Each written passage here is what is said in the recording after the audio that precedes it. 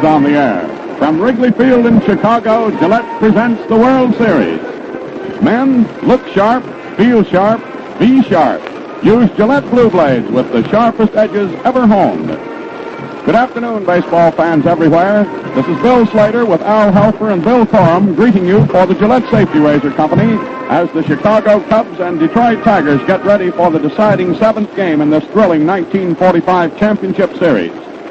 Gillette is on the air the year round with on-the-spot reports of leading sports events, including the Kentucky Derby, football bowl games, and similar classics. Gillette also broadcasts the major boxing match of the week regularly every Friday night. And now this afternoon in Chicago, on the shores of Lake Michigan, we await breathlessly the start of this seventh and deciding game of the 1945 series. A series that has been at the same time one of the zaniest, most thrilling, and record-smashing series in a long, long while. Records have been broken in total number of players involved, total number of pinch hitters involved, records smashed in total income, records smashed in the longest game and the point of time ever played, that 12-inning struggle on Monday. And only 36,185 are needed to come into the stands this afternoon to top the all-time attendance record set back in 1926 between the Yanks and the Cards. And three pitchers have appeared in this series, who the first time out were practically invincible but could not come through the second time. Virgil Trucks, Claude Passeau, Dizzy Trout. And then there's been one pitcher who was no good the first time and came back to win the second time, and that's Hal Newhouser, and he's going to try to repeat today. And then there has been Fordham Hank Baroy, who the first time out, yes, the second time, no. And Monday, he came through for his second victory, and Baroy will be trying to place himself in the immortal halls of baseball by striving for his third victory as he pitches for the Cubs this afternoon. This has been the greatest radio hookup in the history of sports radio, with the broadcast going to Rome, to Berlin, to Tokyo, and all around the world, wherever the far-flung outposts of American military might exist today. And each team in this series has been better in the other's park than it has been at home. And One-Eyed Conley, the world's champion gate crasher, hired on as an usher, has tried to keep the owner of the park, Phil Wrigley, from coming into his own park. We've had some of the coldest weather in any of the series, and yet at the same time some of the most pleasant. And we've had Stanley Hack in that thrilling game on Monday, almost the GOAT with his 2 errors, and then coming through with 4 hits out of 5 to be the hero of the struggle, to drive in the winning run for Chicago in the last of the 12th with 2 outs. And we've had the spectacle of an error being charged against Hank Greenberg in left field, and then later in the evening, along about midnight, retracted by the official scores. So in this particular series, one of the most thrilling of all time, and the first 7-game series since the Tigers battled the Cincinnati Reds in 1940, we have had absolutely everything, and this afternoon is going to be the climax. And now to give you his own inimitable view of what's coming up this afternoon is the great sports columnist and our friend Bill Corum, looking very sharp today, Bill. Thank you, Bill. And we're right back where we started in Detroit last Wednesday as far as this series goes. Except, of course, that whatever may happen today, saving the remote possibility of a tie game called Because of Darkness, this is payday. Steve O'Neill and Charlie Grimm led with their aces in that first game in Briggs Stadium and are going to lead with them again in this seventh and deciding game. Al Newhouser for the batting Bengals and Hank Baroy for the clawing Little Bears. Which gives Baroy a chance to tie another World Series record, by the way. If the tall Jersey right-hander should win this afternoon, he will become the second pitcher ever to win 3 games and lose 1 in the same series. I think that's true. I wouldn't want to bet all the tea in China on it, even if I had all the tea in China, but I believe that grand pitcher of the Chicago White Sox of many seasons back, old Urban the Red Faber, won 3 games in the 1917 World Series and lost 1. Of course, Matheson, Jack Holmes, the only pitcher beside Baroy ever to win for both leagues, Stan Kovaleski, Babe Adams, and Faber all have won 3 games in one series. But none except Faber ever won 3 and also lost 1.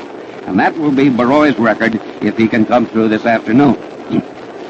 If Newhouser's arm was in good shape, you'd have to give him a distinct edge over Baroy and most any other flinger around today as well. But we all know that, unfortunately, Bonnie Prince Hal's arm is not in the best possible shape. Indeed, he's expected to have it operated on during the off-season. It's that bad, or so we understand. On the other hand, Newhouser has had 1 day more rest than Baroy. So the best guess is that, like the previous games and the series itself, this decisive one will be a toss-up where anything can happen. And it isn't as if practically everything hasn't already happened. We've had about everything except a triple play, a balk, and a wetting at home plate. I was happy to see the official scorers change their ruling on Hack's hit that won Monday's 12-inning thriller. If you happened to be listening then, you know how disconcerted and confused I got trying to get the totals of the game straight in my post-game summary. That was partly because I couldn't find on my card where Detroit had more than one error. It turned out that on Hack's hit, the first ruling by the official scorers, Martin Haley, Ed Burns, Henry Salsinger, and Fred Lieb, four of the most competent baseball men around and all eminently fair gentlemen, had been that it was a single for Stan and an error for Hank Greenberg.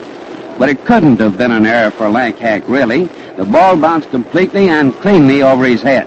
The ruling would have made him something of a goat for Detroit, which he definitely didn't deserve to be.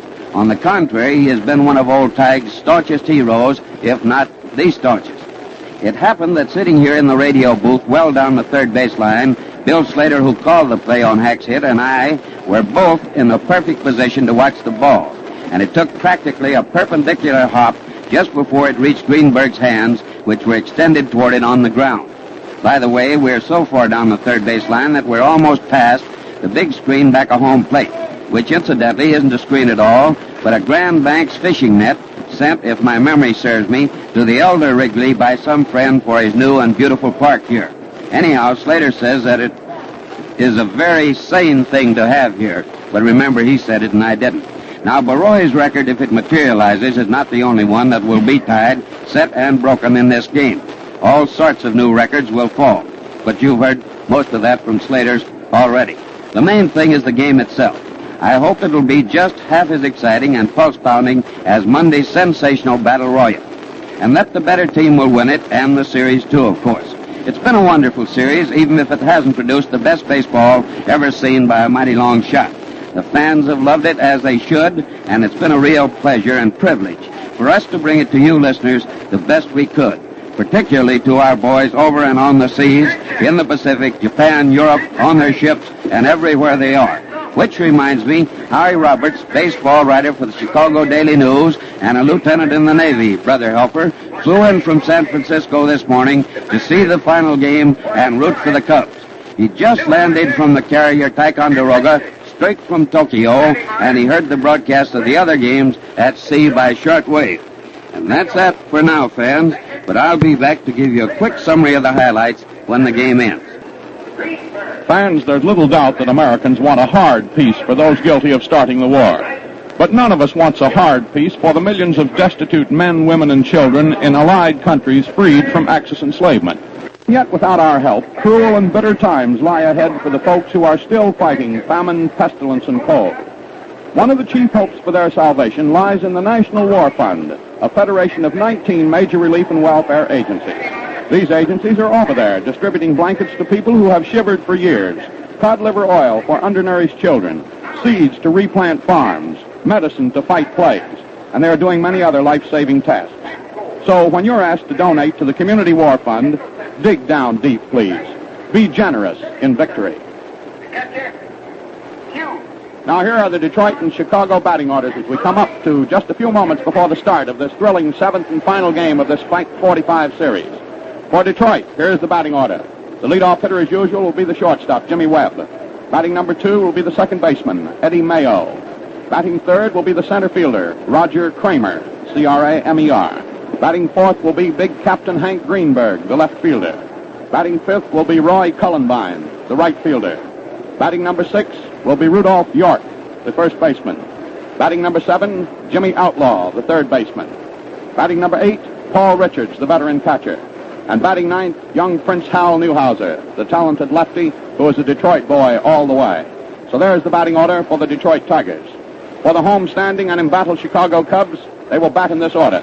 The leadoff hitter will be Stanley Hack, the third baseman, who is the hitting star of the series up to this point. Batting number 2 for Chicago, second baseman Don Johnson. Batting third, left fielder Harry Lowry, L-O-W-R-E-Y. Batting fourth, the star first baseman Phil Cavaretta, Chicago boy all the way. Batting number 5, center fielder Handy Andy Pafko, P-A-F-K-O. Batting sixth, the big right fielder Bill Nicholson, N-I-C-H-O-L-S-O-N. Batting number 7, the redoubtable catcher Mickey Livingston. Batting number 8, the veteran shortstop Roy Hughes. And batting number 9th and trying for the Iron Man stunt in the 1945 series, Fordham Hank Baroy, the New Jerseyite, who is just now completing his warm-up pitches down in front of the Cub dugout down the third base line. Here are the umpires: Art Passarello of the American League at the plate, Jocko Conlon of the National League at first, Billy Summers of the American League at second, and Lou Jorda of the National League at third. Now that's the way the scene is set at this particular moment, and while we're waiting for the umpires to come to home plate to confer with the rival managers, Jolly Charlie Grimm and Stout Steve O'Neill, we're going to pause 10 seconds here for station identification. Remember, men, look sharp, feel sharp, be sharp. Use Gillette Blue Blades with the sharpest edges ever honed. This is the Mutual Broadcasting System. This is WGN Chicago, serving the Middle West.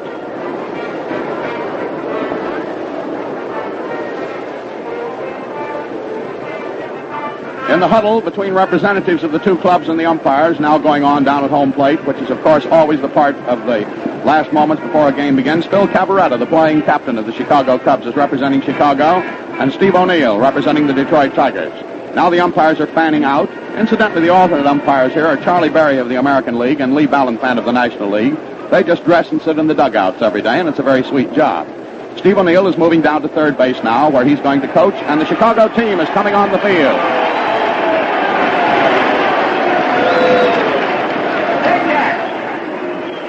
Art Mills will coach at first for the Detroit Tigers. And now, with the Cubs out on the field in their proper defensive order, the whole crowd, and it's a throng, rises to its feet. Heads are bared. Hands snap up a right-hand salute on the part of the military personnel here. And Armin Hand's band plays the national anthem.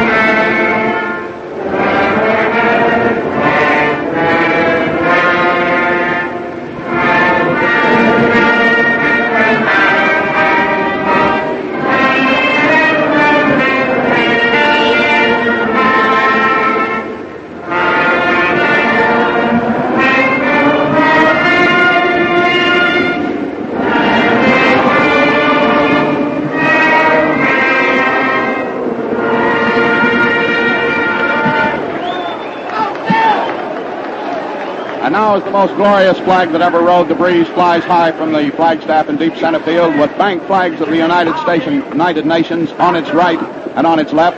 Everything is all set for the start of this 7th and deciding game of this great 45 series. And all set, looking very sharp and feeling very sharp, is our colleague on these broadcasts who will bring you the first 4.5 innings of play, big, handsome Al Helfer. Well, thanks, Bill. Good afternoon, ladies and gentlemen. Rather chilly here in Chicago, as Bill has already told you this afternoon. But nevertheless, we're expecting a humdinger of a ball game. This 7th consecutive World Series that Gillette has brought you. It goes down to the 7th and final game of the entire series. And I think that Ed Wilhelm, who is sitting over here to our left, is probably just as anxious as everyone else here in the stands and in the radio booth to see this ball game get underway. Also very anxious this afternoon is Hank Baroy. I talked to the Fordham Ghost just before the ball game started, and he wants this one. And actually, so does Hal Newhouser. We spoke briefly with him, too, just before we came up from the playing field up to the radio booth. And these two pitchers will be out there, and as the boys in the trade say, they'll be bowing their neck this afternoon to try to get this final win, to put their team up on top. The umpires, as given you by Bill Slater, are correct. Passarelli at the plate, Conlon at first, Summers at second, and Jorda at third. The lineups, as given you by Bill, are intact also. And we should like to pass this on at the start of this ball game, that the Chicago Cubs, as far as batting is concerned, are out-hitting the Detroit Tigers with a team percentage, as they field right now, of .288, while the Detroit Tigers have a percentage of .202. And Skeeter Webb, who is hitting at .174, the Detroit shortstop, is standing in right now, hitting right-handed. Baroy pitches him, and it's taken on the inside for ball one. So this ball game, the 7th and final game in the 1945 World Series, has now gotten underway here at Wrigley Field in Chicago. Broy throws again, and there's a high curve on the outside for ball 2. So Hank has gotten behind now to the Detroit shortstop. 2 balls, no strikes. The outfield playing straight away and not very deep on Skeeter Webb. Broy throws another curve in there that's good for a strike. And now it's 2-1.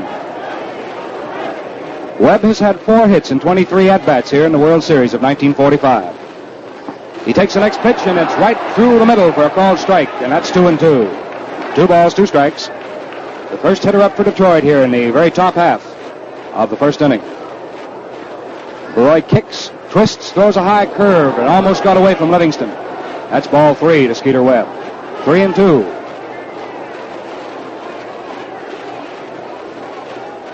Hank Broy on the mound for Chicago. His battery mate is Mickey Livingston. Broy throws 3-2. Webb swings on it. There's a clean base hit through the hole between first and second and into right field. And Skeeter Webb opens the top of the first inning with a single to right field. And that, incidentally, in the series is hit number 19 off Broy. Hit number 1 off him this afternoon. The batter now hitting at .217 is second baseman Eddie Mayo of Detroit. He hits left-handed and is opening his stance more of late. He pulls that right foot down toward first base. Sort of guards the plate slightly from behind. Broy checks his runner at first, throws to the plate. Mayo swings on it. There's another clean base hit right through the hole into right field. Skeeter Webb is coming off second base. There's Nicholson's throw into third, but it's not nearly in time. With the hit and run on, Webb moves into third base as Mayo singles behind him into right field. That's hit number 2 off Broy, and that's the 20th base hit he's given up here in the 1945 World Series. And Paul Derringer starts hurriedly to get ready down in the Chicago bullpen. So big Paul Derringer is starting to throw very rapidly. Runners at first and third for Detroit. No outs. And here is Doc Kramer, who is tied for the number 4 spot in hitting honors of all the ball players playing in the series. He's hitting at .333, as is Captain Hank Greenberg.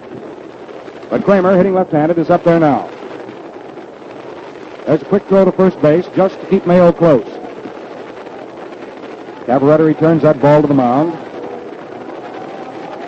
Now Broy is ready. Checks the plate. Throws to the plate. There's a low curve on the outside, Doc Kramer, for ball 1. 1 ball, no strikes. This is the top of the first inning, and the Detroit Tigers are threatening.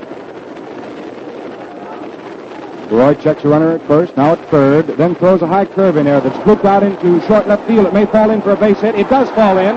Here comes Webb in from third, easily to score. And it's 1-0 Detroit.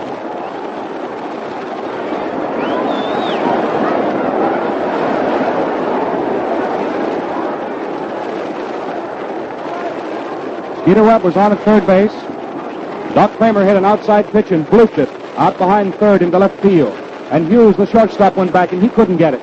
So the first run comes in, and that's hit number 3 off Broy, and I think that's going to be all for Hank.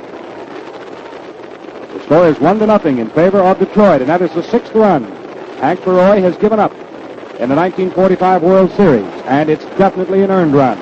All 6 runs he has given up have been earned. And I believe Paul Derringer is going to be called upon right here in the top half of the first inning. Yes, here comes Paul Derringer. So Broy can't get anybody out in the top half of the first inning. This is quite a spot for the veteran Paul Derringer to be coming into.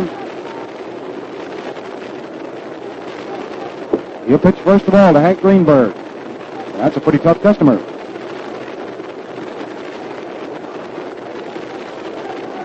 So Paul Derringer is being called upon. Hank Broy apparently did not have his stuff this afternoon against Detroit. So Derringer has come on. As far as Derringer is concerned, he's done a little pitching before in this series also. He's pitched 3 2/3 innings. There's a round of applause for Hank Broy.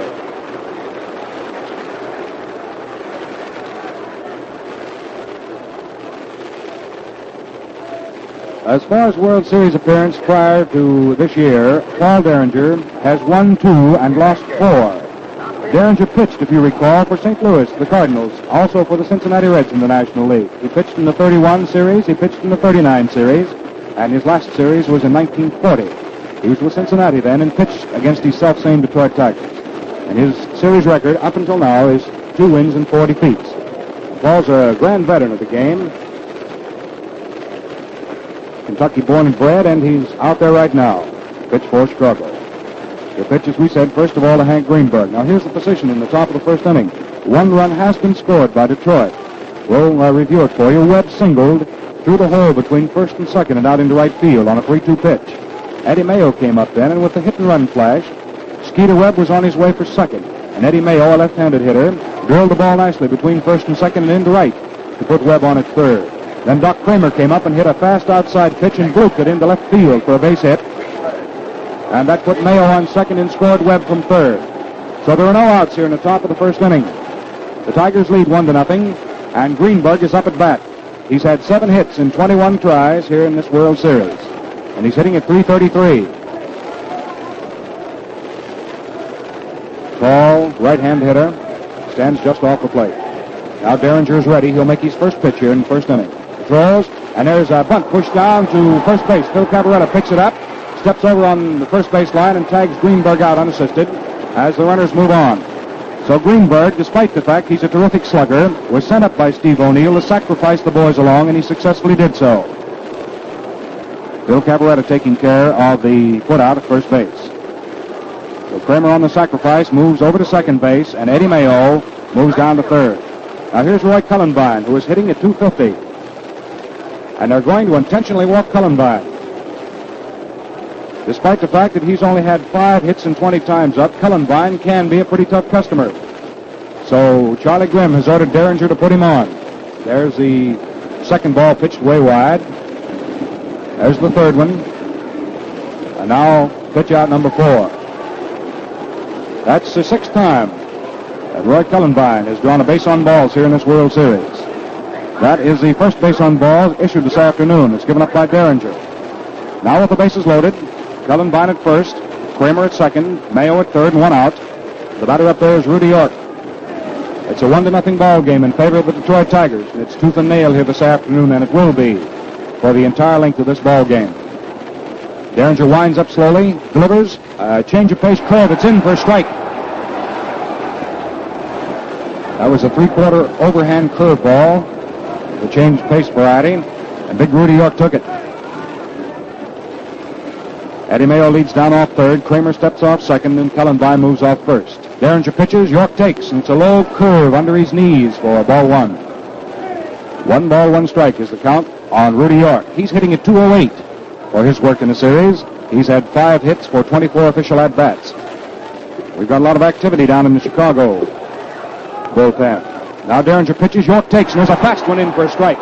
Big Umpah just reared back and fogged it in. He looked like the Derringer of old that time. He doesn't throw that high hard one so much anymore. But when he cuts it loose, it's still got plenty of that stuff on it. Down in the bullpen, Claude Passot and Hy Vandenberg are both getting ready for Chicago. Now here comes the next 1-2 delivery. York takes it. It's a high curve to level off the count at 2-2. 2 balls, 2 strikes. The bases are jammed here with Tigers in the top of the first inning. Only 1 out. Detroit has once scored, and they lead 1-0. Roy is out of there now, and Paul Derringer is trying to put out this Detroit fire. Derringer kicks high. The big 6-footer throws, and there's a low sweeping curve on the outside for ball 3.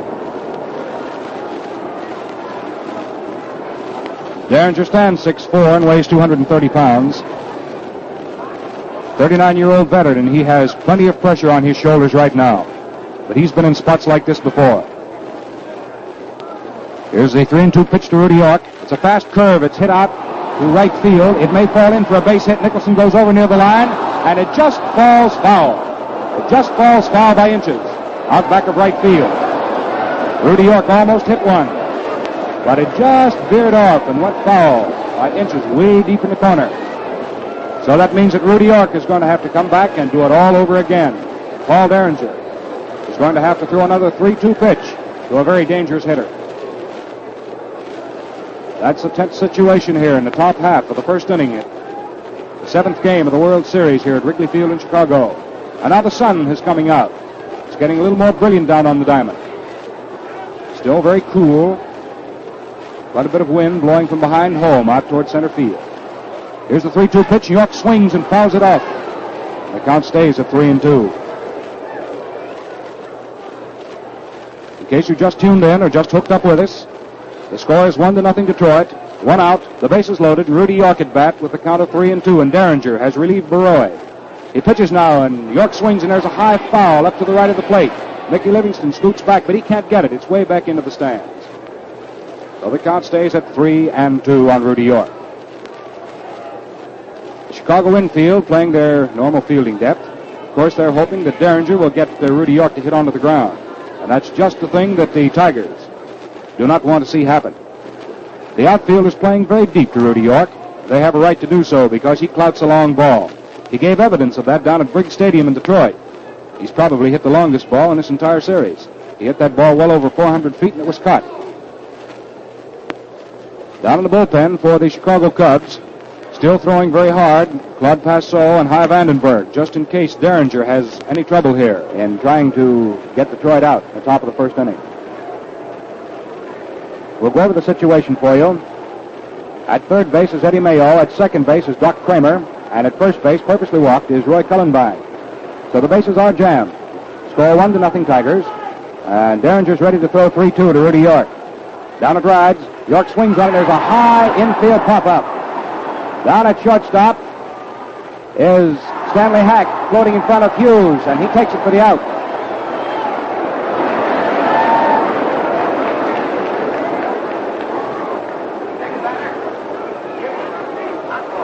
So that's the second out now for Detroit in the top half of the first inning. And Paul Derringer came down behind the plate to back up that play just in case. And he picked up Mickey Livingston's mask and handed it to Mickey and patted him on the back as if to say, you helped me get him out of that one. Well, that was the all-important out as far as Derringer was concerned. Still, he's not out of the woods by a long shot. The bases are still loaded here with Tigers in the top of the first inning. And Jimmy Outlaw, who is hitting at 167, is standing in. Outlaw, a right-handed choke hitter, stands deep at the plate, and the little fellow sort of crouches over slightly from the waist. Derringer pitches him, and Outlaw takes. And there's a low curve at his knees for ball one. Mayo takes his lead off third. It's a generous lead. Derringer's paying him no mind. He's busily engaged pitching to Outlaw, the Detroit third baseman.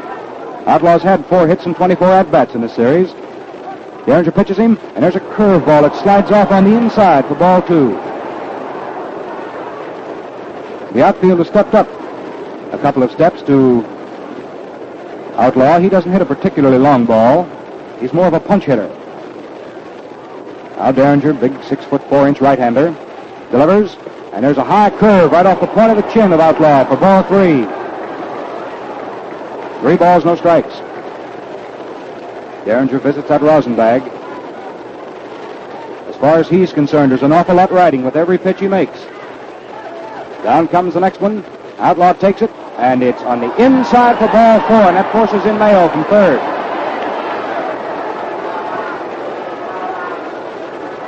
That's the second walk given up by Derringer, but he lost this man. He walked Cullenbine purposely. However, that run is charged against Baroy. So it's a 2-0 ball game now in favor of the Detroit Tigers. Paul Richards comes wandering up to the plate to do a little hitting for Detroit. He's the 8th man to come up here in the top half of the first inning. So Cullenbine moves over to second, and Kramer takes his station at third as Outlaw goes down on the walk and takes his position at first. The bases are still loaded, still 2 outs. Score Detroit 2, Chicago nothing. Derringer winds slowly, kicks high, throws a fast curve that's low under the knees of Richards for ball 1. This tall Texan stands almost straight up and down at the plate and hits him right-handed.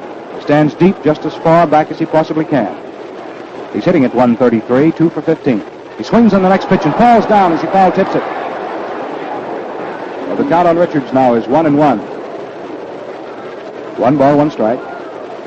The outfield fans slightly around the left, and out in left field, Peanuts Lowry is playing deep to Paul Richards. Hughes at shortstop has come down a couple of steps toward the foul line, the left field foul line, and he's playing deep in the hole at shortstop. Derringer throws. There's a fast one swung on and fouled back into the screen for strike 2. So the count on Richards is 1 ball, 2 strikes. There are 2 outs on Detroit here in the top of the first inning. They lead the Cubs by a margin of 2 runs as the score stands. Detroit 2, Chicago nothing. Derringer in a lot of trouble, not of his own making, but nevertheless he's had to shoulder the burden. He's out there. He throws 1 and 2 now, and Richards swings. There's a fly ball going deep into left field. It may drop in, and it may not. It is in fair territory. Drops in the corner. In comes Kramer to score. Cullenbine is also coming in. Outlaw comes around, and he too scores. It's a double for Richards.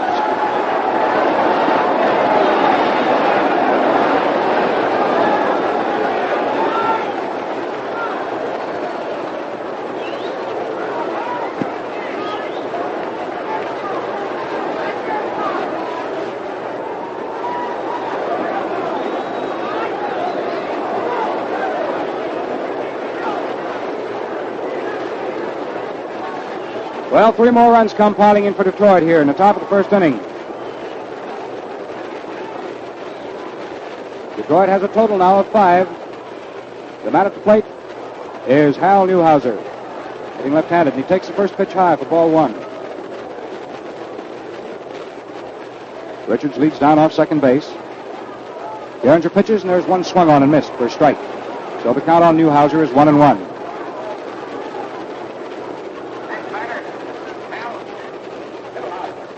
Newhouser has just been announced with the count of 1 and 1 on him. He swings on the next pitch and hits a foul ball out back of left field, and it falls away into the seats. So the count on him now is 1 ball, 2 strikes. Paul Richards just hammered in 3 more runs for the Tigers, and they lead 5-0.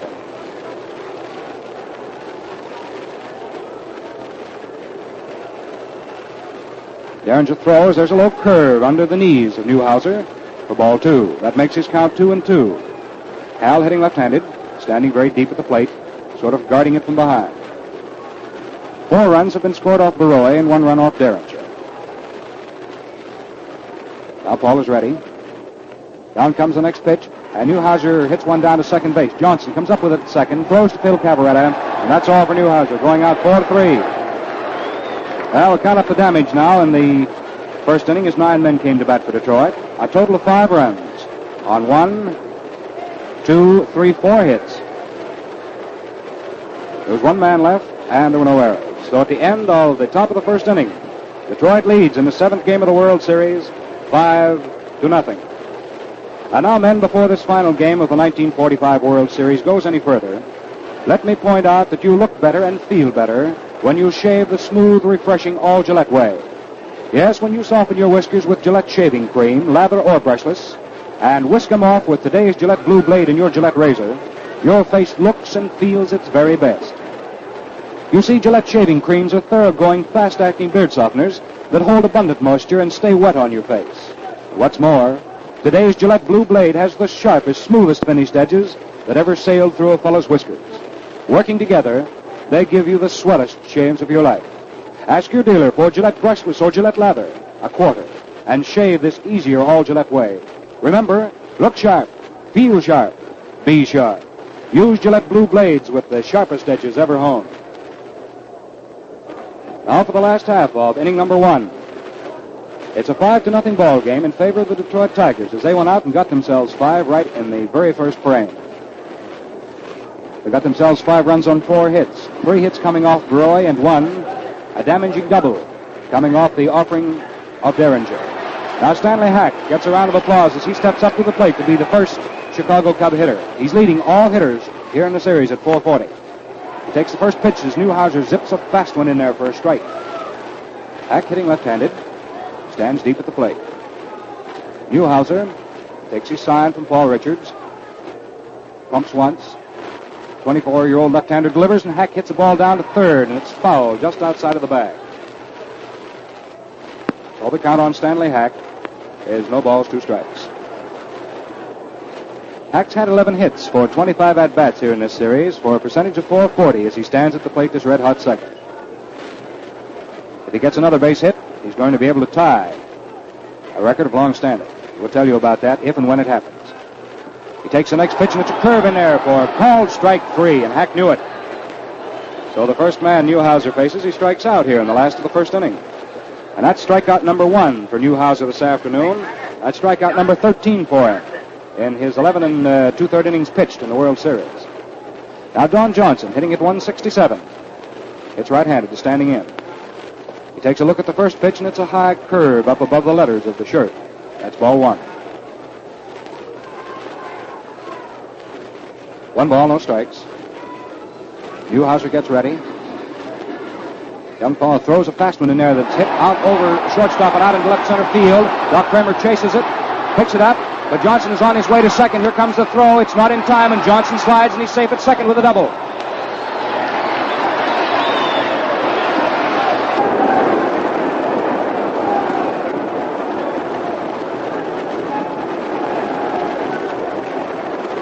Don Johnson has just gotten his 5th hit on his 25th at-bat here in the series. Doubles to left center field. And Peanuts Lowry, hitting a 280, is standing up to the plate right now. Newhouser delivers him, and Lowry takes a high curve up above his shoulder. That's ball 1. Peanuts Lowry, it's right-handed and stands deep at the plate. Legs wide, spread apart. Newhouser throws a fast one in there, and Lowry swings and doesn't get it. The 1-1 count now on the Chicago left fielder, Harry Peanuts Lowry. Johnson with his double is on at second base. That is the second extra base blow here in the 7th game of the World Series. Both of them have been hitting to left field. Richards in the first inning for Detroit hit one very nicely down into the left field corner. That double of his scored 3 runs for Detroit. They lead, you know, right now, 5-0. Newhouser checks back at second. Looks at Johnson. Now throws to the plate. Lowry pushes the bunt back toward the mound. It's picked up by Newhouser, and he bobbles it for the moment. Picks up, throws, not in time.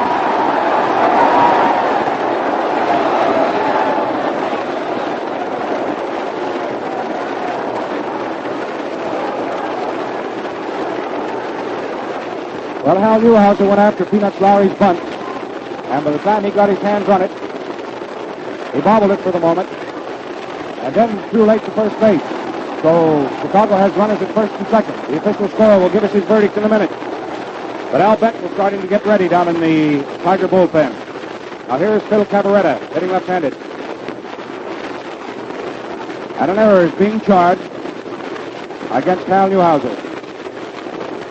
Johnson is on at second, and Lowry is on at first.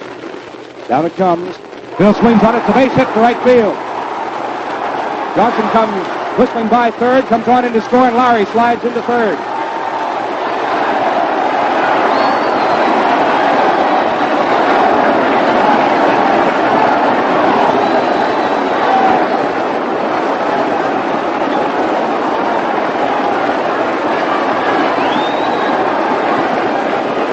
Phil Cavaretta teed off on one and smacked it right past Eddie Mayo and out into right field for a base hit. And on the blow, Don Johnson came on in from second to score.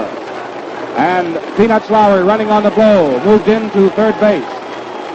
So now Chicago has runners at first and third, one out, and the score is 5-1 in favor of Detroit. And there's a big conference right now down at the mound with Hal Newhouser. Eddie Mayo is in on that conference, and Paul Richards. And he has asked, has Paul Richards, for a new shin protector. His shin guard has been snapped in this last operation. So he's getting a new one. Time has been called for it.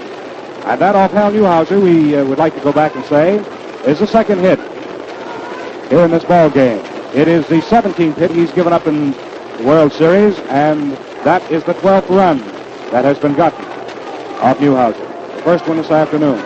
It's a 5-1 ball game in favor of the Detroit Tigers.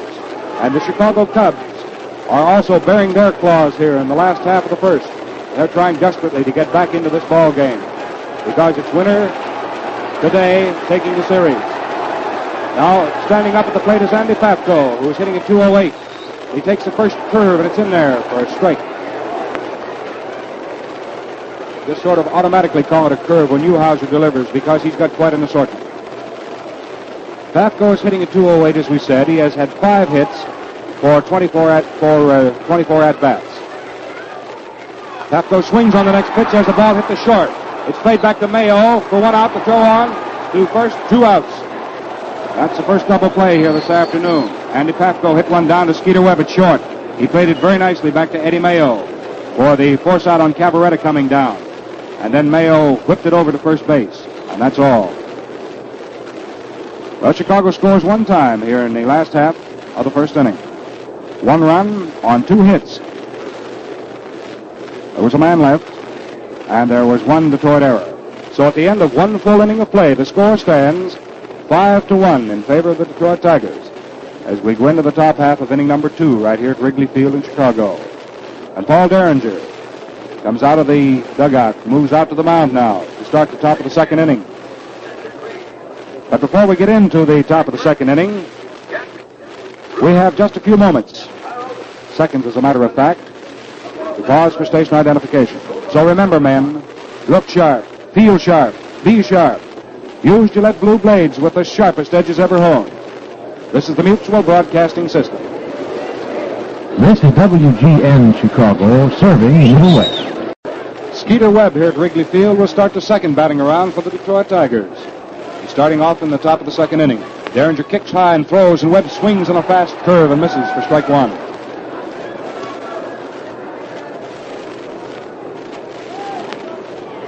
Webb got himself a single at right field in the first inning. Derringer pitches left, swings. There's a long fly ball into center field. Andy Pafko goes back, still going back, reaches over his head and takes it for the out. A long fly ball, center field. That guy Andy Pafko can go get him out in that outer orchard. He went back and took it. The batter coming up to the plate now for Detroit is Eddie Mayo. He's had 6 hits now for 24 at-bats. Hit nicely behind Skeeter Webb in the first inning to move Jimmy around third. Mayo hitting left-handed. Derringer curves him. It's a medium-speed curveball. And Mayo ran up on it as if to bunt, and then took it. Aldie's bat down off his shoulder, and it was outside for ball one.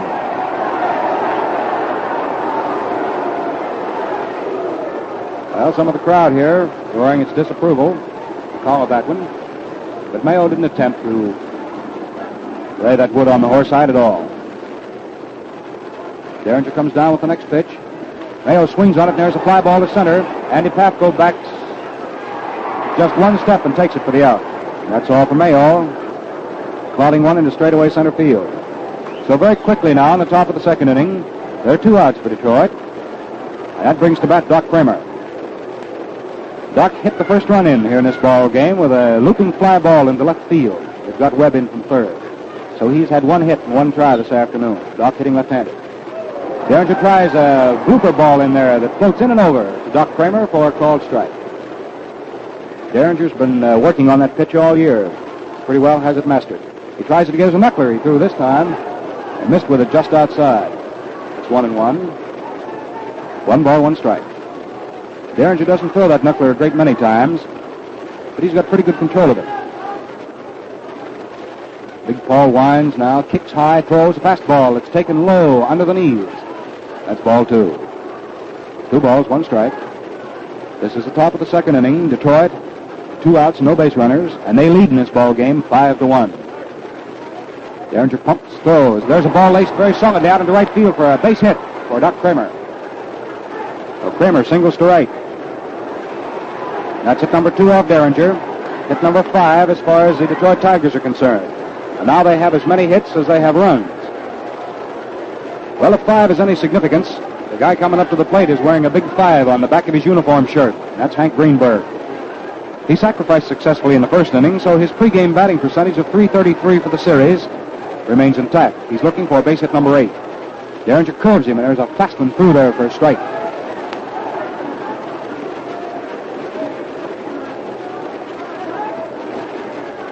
No balls, 1 strike on Hank Greenberg, hitting right-handed.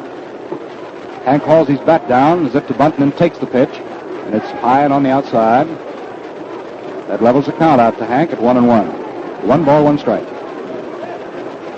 Kramer leads off at first. Cavaretta straddle on the inside corner, holds him close. Derringer checks his runner, then throws to the plate, and Greenberg takes a high curve for ball 2.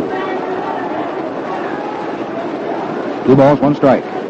High Vandenberg is still throwing down in the Chicago bullpen, just in case Derringer is going to have any trouble here in the second inning. Greenberg takes another curve, and Derringer thought he had it in, but it was a little low for ball 3. Derringer comes down off the mound and starts to beat to plate umpire Art Passarelli of the American League. Derringer still chinning and jawing with Passarelli. Now Passarelli motions him to go back to the mound and pitch. Derringer starts back there, climbs up on the hill. He's a big fellow, this Derringer. He's quite a competitor. The count he has on Greenberg, who's equally big. 3-1. Of course, Hank doesn't weigh quite as much as Derringer does, but you put them both together on the same side of a teeter board, and they'll hold it down for you. There, Derringer throws quickly to first base, trying to pick off Kramer, but Doc is in time. Now he throws 3-1 to the plate to Derringer, and it's a high curve for ball 4. Greenberg is walked. That pushes Kramer down to second. That's the third base on balls given up by Derringer. His control has been responsible for 2 of them. He was ordered to walk Cullenbine in the first inning. Now the batter standing in for Detroit is Cullenbine, and he was walked purposely in his first at-bat, so he's coming up for his first official turn right now. Runners at first and second and 2 outs. Cullenbine takes a sweeping curve that's low and down by his shins for ball 1. Mickey Livingston came up very nicely with that pitch.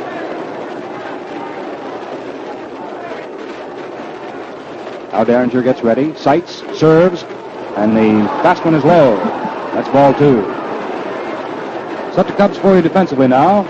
Derringer on the mound, Livingston behind the plate. At first is Cavaretta, at second is Don Johnson. At third is Stanley Hack, and at short is Roy Hughes. Lowry is in left field, Pafko in center, and Bill Nicholson in right. Now the runners take their lead as Derringer throws 2-0, swung on, beaten down into the ground foul, and that's strike 1.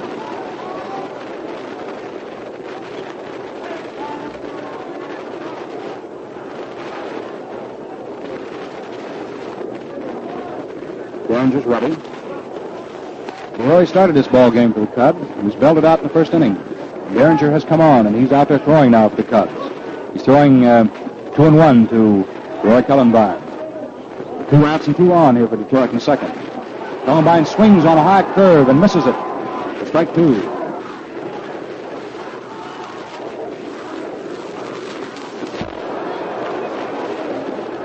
So the count on Roy Cullenbine, the Detroit right fielder, is 2 balls, 2 strikes. There are 2 outs, 2 on in the second inning. That's a flock of deuces. Now Derringer's ready. Down he comes with the 2-2 pitch and misses with it high for ball 3. Now it's a 3-2 situation.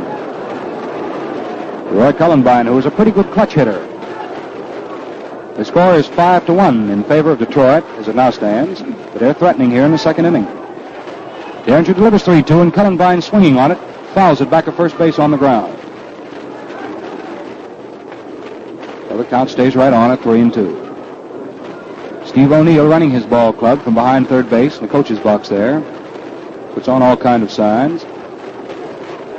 Cullenbine standing outside the batter's box watching him, too. He wants to get everything the boss has to say. Now we're all ready. Derringer throws 3-2. Cullenbine takes, and it's high and outside for ball 4. And that is the 4th base on balls given up by Derringer. And the second time, Cullenbine has been walked. So Greenberg moves down to second, and Kramer, with 2 outs, moves over to third. So Derringer's gotten himself in a little bit of trouble here by his own wildness. The bases are loaded with Tigers in the second, and the batter is Rudy York. The big Kickapoo takes a fast one in there for a strike.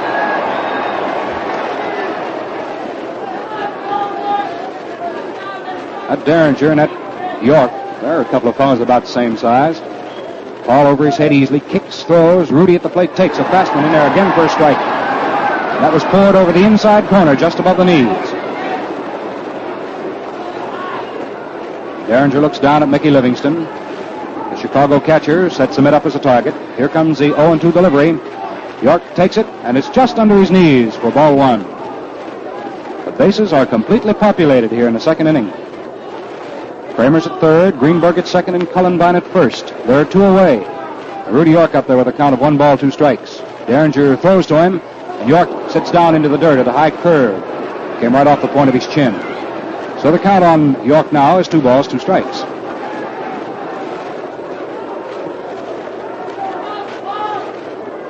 Derringer taking his time now as he studies this situation very carefully.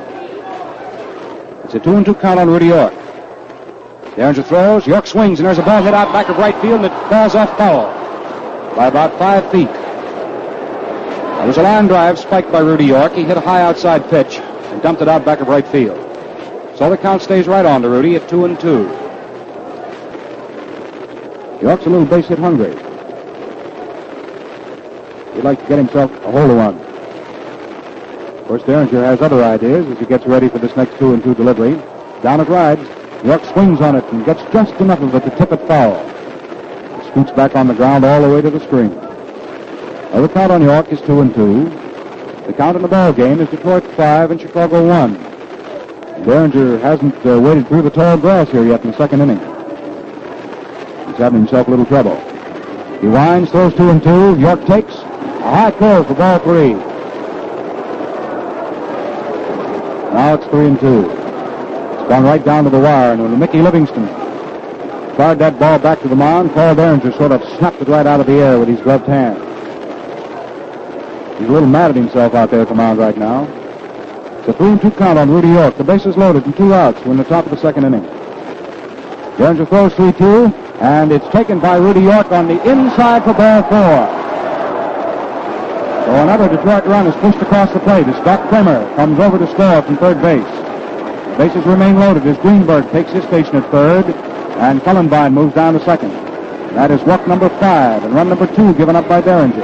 And the score stands now at 6 for Detroit and 1 for Chicago. And I think that's going to be all for Big Paul Derringer. Yes, he's coming out of there now, and Hy Vandenberg, another right-hander, is going to come on to pitch for Chicago. So Derringer is all through. He came in and pitched the first inning after Roy couldn't get anyone out. So he pitched 1 inning and 2/3 of the second. So he's pitched 1 and 2/3 innings, and he's out of there. This is not Derringer's ball game to lose, should it wind up this way, because he came in with his ball club behind. Now stands it's Roy's game, but Hy Vandenberg is coming on here. Vandenberg. Hy Vandenberg pitching in the second inning with 2 away and the bases loaded, and he'll throw first of all to Outlaw, the third baseman. As far as Vandenberg is concerned, here in this World Series, he has pitched 2 2/3 innings in relief. He's given up a couple of bases on balls. He struck out no one. He's won none, lost none. So Vandenberg takes the mound for Chicago. He's the third pitcher for Charlie Grimm. Hy Vandenberg. Now pitching. Hy Vandenberg. Jimmy Outlaw steps up there with the bases loaded. Greenberg at third, Cullenbine at second, and York at first. It's a 6-1 ball game in favor of Detroit. Vandenberg delivers. It's a 3/4 overhand pitch. It's in there for a strike. Little Jimmy Outlaw came up in the first inning, and he too was walked. So his pregame batting percentage for the series of 167 is still intact. Vandenberg, the raw-boned right-hander, delivers. There's a swooping curveball that misses just outside.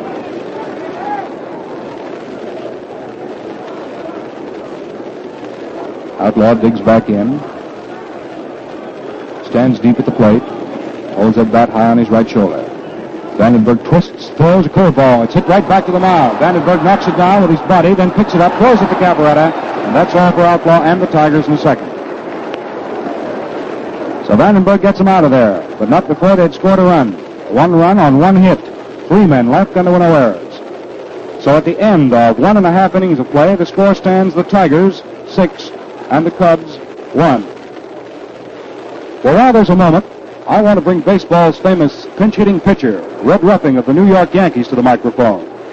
Red, the standout pitcher of the American League, is the leading World Series pitcher of all time, having won 7 consecutive victories and being charged with only 2 defeats. Red, I wish you'd tell the fans what you told me last evening about the slick, easy shaves you get with the Gillette Blue Blade. Just what I said, Al. I can't get a decent shave with any other blade. Go on and tell them about it, Red. Okay, Al.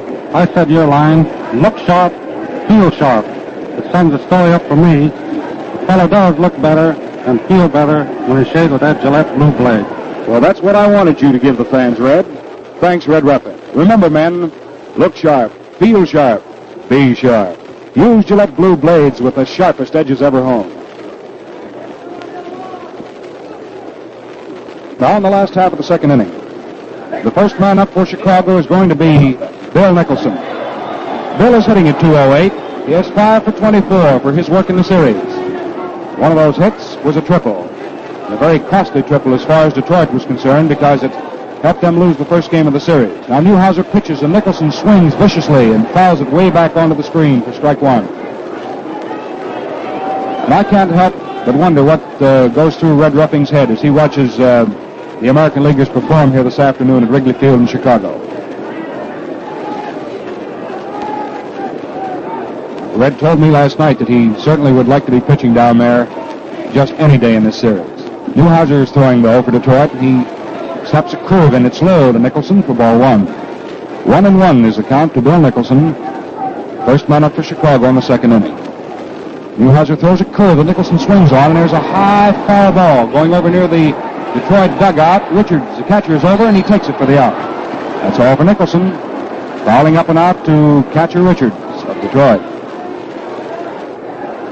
The batter now is Mickey Livingston. Mickey Livingston, the catcher. Mickey missed just one of the ball games, so he's playing his 6th game of the World Series. He's had 7 hits for 18 at-bats, and he is the number 2 hitter of all batsmen.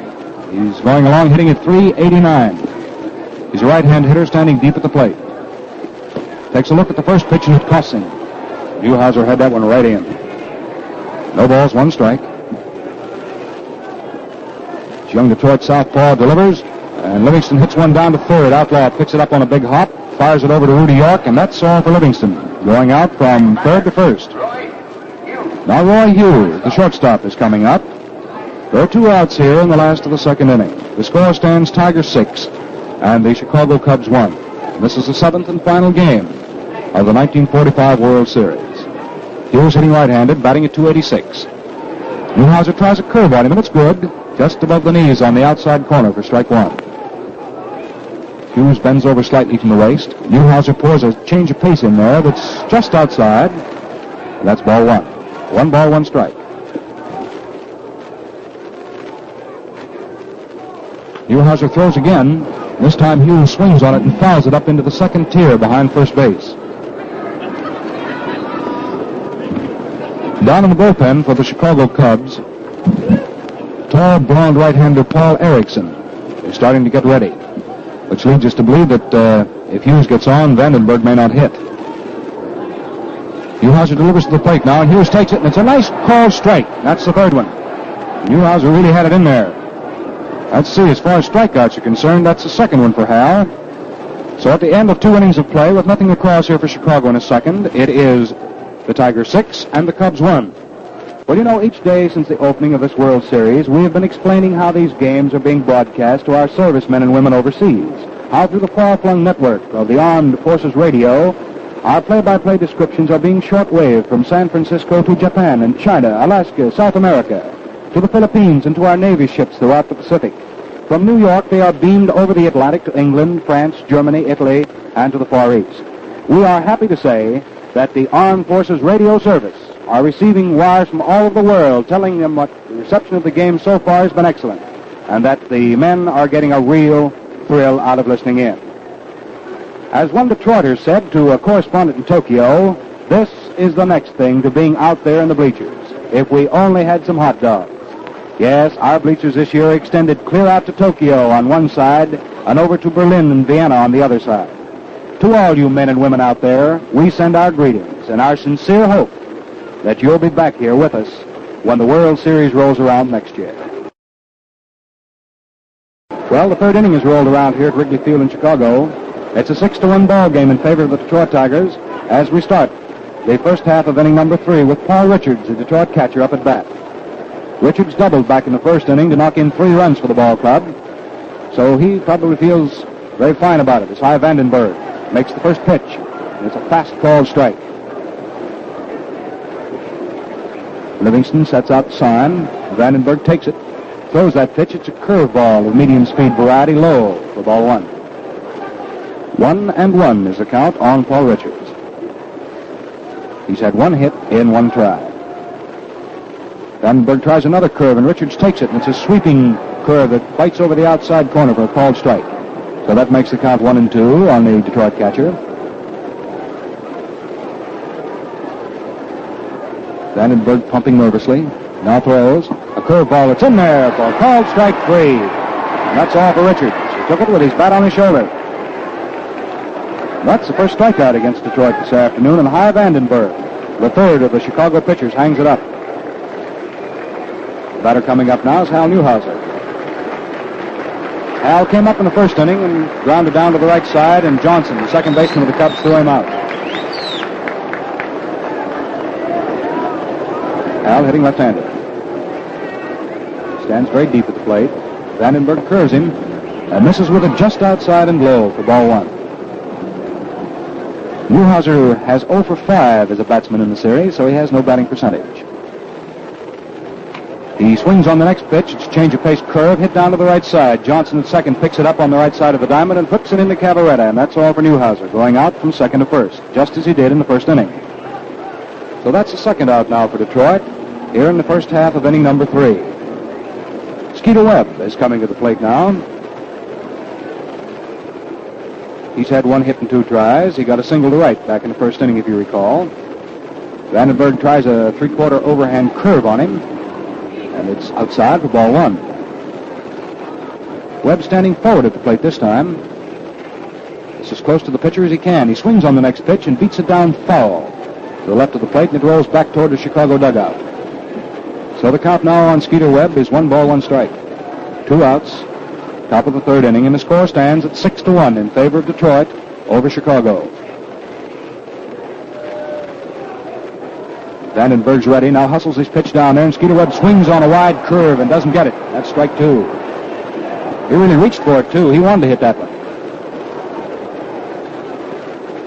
1 ball, 2 strikes. Webb's always nervous with that bat at the plate. He pumps it back and forth. Now he swings on this next pitch, hits a slow roller to shortstop. Hughes comes in nicely, picks it up, throws it to Cavaretta in time by Stride. And that is all for Webb, going out from short to first. So in the third inning for Detroit, no runs, no hits, no errors, and nobody left. And the score, Detroit 6 and Chicago 1. Red Ruffing, stalwart Yankee pitcher, speaking from this booth last inning, told you about the slick, easy shaves he gets with today's Gillette Blue Blade. Now, there are millions of shavers just as enthusiastic as Red Ruffing about this finest of razor blades. In fact, the Gillette Blue Blade is number 1 in preference the world over because it's number 1 in sharpness. Yes, today's Gillette Blue Blade has the sharpest edges ever honed. So sharp, so smoothly finished, so easy shaving, that tough beard's no problem at all. It's mighty easy to check, old Al. Just ask for Gillette Blue Blades and see how quick and how easy and how smooth and refreshing shaving can be. Man, what shaves you get. Remember, look sharp, feel sharp, be sharp. Use Gillette Blue Blades with the sharpest edges ever honed. We pause now 10 seconds for station identification. This is the Mutual Broadcasting System. This is WGN Chicago, serving the Middle West.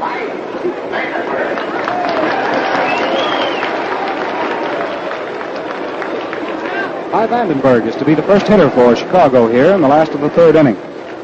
Vandenberg's coming up to the plate right now. Matter of fact, he has no hits and no at-bats here in the series. He takes the first pitch high for ball one. So this is his first official at-bat in the 1945 series. Newhouser comes down with the next delivery, and Vandenberg swings and doesn't get it. He's spun all the way around. So the count on Vandenberg now is 1 ball, 1 strike. First Cub up in the third inning. Al Newhouser working very well for Detroit. Delivers. Vandenberg swings, hits a high fly ball out into right field. Up under it is Cullenbine, and he's got it for the out. That's all for Vandenberg. A fly ball to right field to Roy Cullenbine. That brings up the second hitter. And starting the second batting around for Chicago is Stanley Hack. He was struck out in the first inning. He's had 11 hits and 26 at-bats here in this 1945 series. Newhouser works. Hack takes, and there's a low curve on the outside for ball one. If Stanley Hack can get himself another base hit in this World Series, he will tie Eddie Rice of Washington and Pepper Martin of the St. Louis Cardinals for 12 hits in a single series. Vandenberg tries, Newhouser tries a curve, and it's outside to Hack for ball two. 2 balls, no strikes. We're in the last half of the third inning. The score is 6-1 in favor of Detroit, and 1 out for Chicago. No base runners, and Stanley Hack is up there for his second at-bat. Newhouser's kind of stingy with the Cubs. He's given them only 2 hits. He throws a curve in there now, and Hack walks up on it and then takes it, and it's nicely in for a strike. Now his count is 2 balls, 1 strike.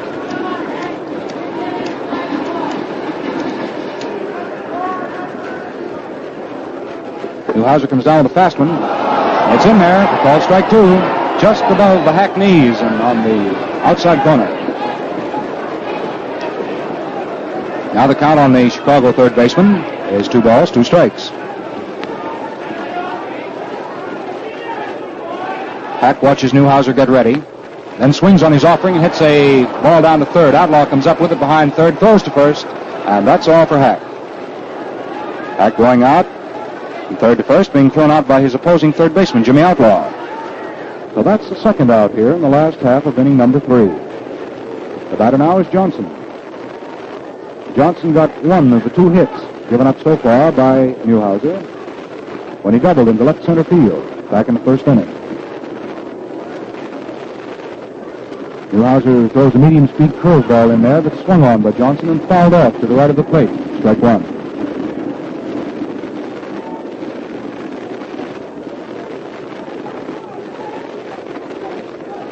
Now Newhouser with the new ball is ready.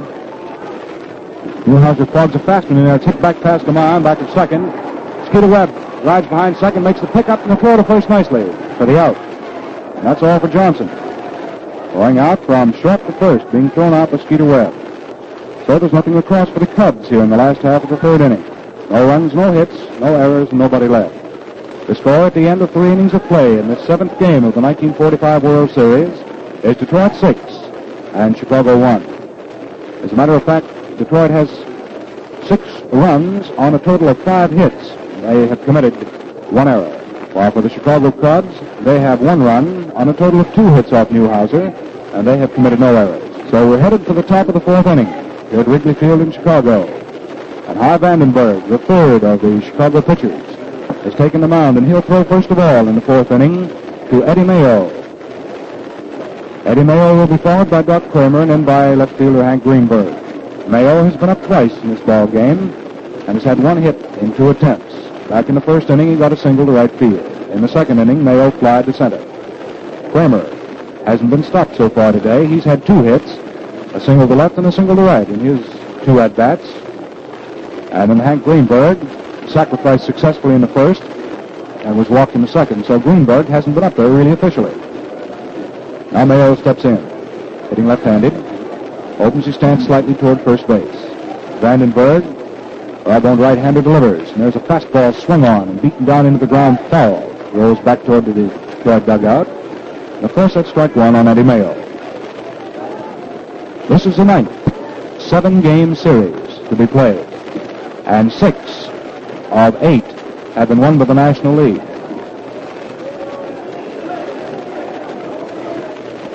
Vandenberg tries a low curve this time. Change of pace variety, and it's ball 1. 1 ball, 1 strike to count on Eddie Mayo. Vandenberg comes right back with a 1-1 offering, and it's a curveball that hangs outside for ball 2. 2-1. That's the count on Eddie Mayo, the first Tiger up, 4th inning. A fastball was swung on by Mayo and missed completely for strike 1. Rather strike 2. 2 balls, 2 strikes. That was the first one he swung at in that manner. 2 balls, 2 strikes is the count on Eddie Mayo, the first man up for Detroit here in the 4th inning. Vandenberg delivers 2-2. There's an easy curve. It's in there for called strike 3. That's all for Mayo. That for Vandenberg is strikeout number 2. He's the only Chicago Cub pitcher that's been able to do any business in that strikeout department with Detroit this afternoon. Now the batter is Doc Kramer. He's had 2 hits and 2 tries. Left-handed batter. Takes the first pitch and it costs him. He's right in there, just under the lettering of the shirt, right through the middle.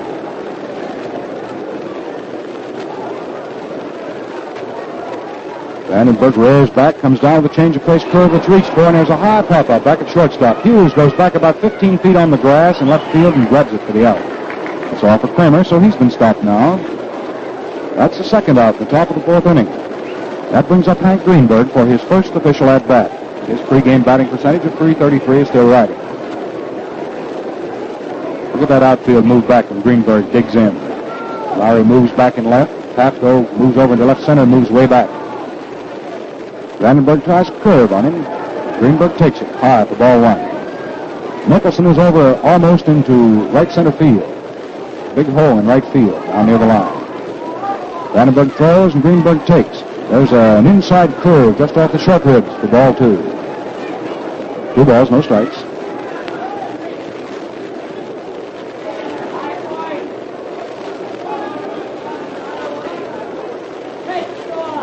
Vandenberg blows on the fingers of his pitching hand. Now grips that ball. Steps up, delivers. Low for ball 3. Well, the count on Greenberg now is 3 balls, no strikes. He looks around at third base at Steve O'Neill to see whether or not he's going to be allowed to go for this 3-0 pitch. Vandenberg makes it, but it's taken. It's in for a strike. 3-1.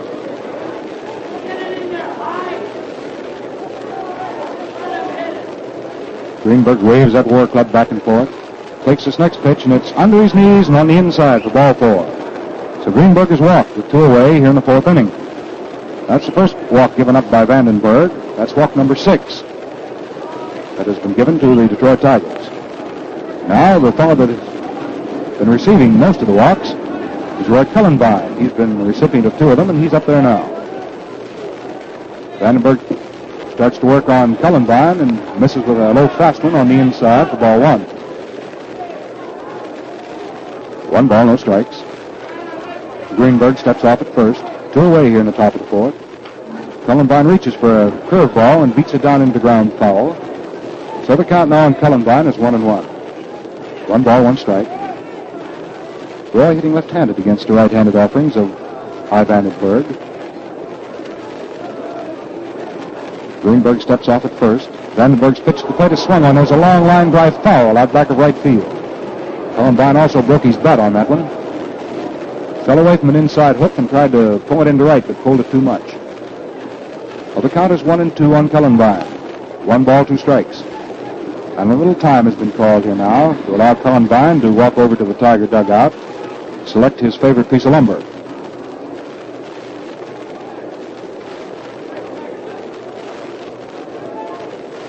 Comes trudging back up to the plate with that Louisville slugger he carries over his shoulder. Gets in there now. The count is 1 ball, 2 strikes on Roy Cullenbine. 2 outs in the top of the 4th, and Hank Greenberg, who was walked, is on at first. Vandenberg delivers. There goes Greenberg. The ball is swung on and missed and dropped by Mickey Livingston, but he makes the peg down to first base in time, and it's a strikeout nevertheless. Cullenbine is out of there. So Vandenberg hangs up strikeout number 3, and here in the 4th inning, no runs, no hits, 1 man left, and there were no errors. So at the end of 3.5 innings of play, the score stands Tigers 6 and the Cubs 1.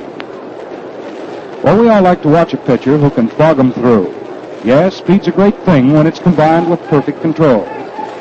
Speed counts for plenty in shaving, too, when it's hooked up with real comfort. Now, that's the kind of shaving you get when you use Gillette Brushless Shaving Cream. Gillette Brushless removes moisture-resisting oil from your whiskers almost instantly. What's more, it blankets a barrel of water against them, giving every bristle a thorough soaking. Yes, Gillette Brushless softens stubble in jig time and stays wet on your face. Lubricates your blade and makes shaving lots quicker and easier. For extra shaving speed and comfort, ask your dealer for Gillette Brushless. If he's out of stock today because of wartime shortages, he'll have Gillette Brushless soon.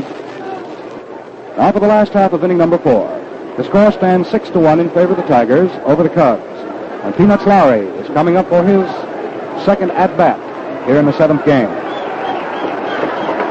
He's 0 for 1. He was a base runner in the 1st inning when Newhouser bobbled his attempted sacrifice. Now Hal out on the mound makes the pitch, and there's a nice hook in there for a strike. Little Lowry gets down, gets a double handful of dirt. Former GI waves that bat back and forth now. Newhouser cuts the pitch loose, and Lowry takes it high. That's ball 1. 1 ball, 1 strike.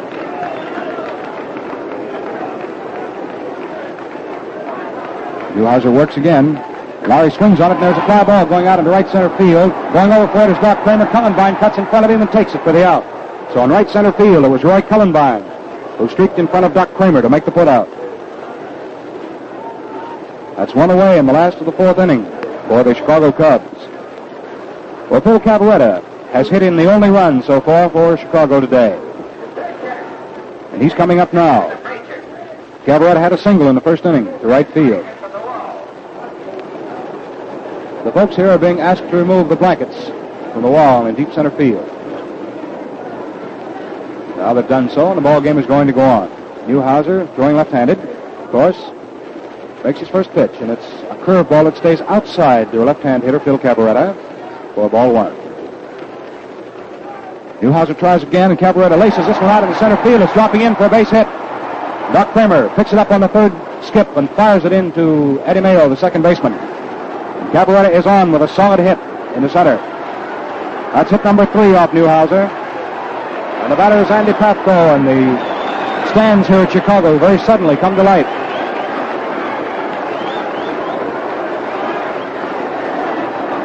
Pafko hit into a double play back in the first inning. He'd like to atone for that right now. He swings on the first pitch and has a fly ball to center. Doc Kramer goes back into his right and misjudges it. The ball falls behind him. Here comes Cabaretta moving into third. Charlie Grimm is waving him on in. There comes a throw to the plate. Cabaretta slides. The ball gets away from Richards. The runner is safe, and Pafko's at third.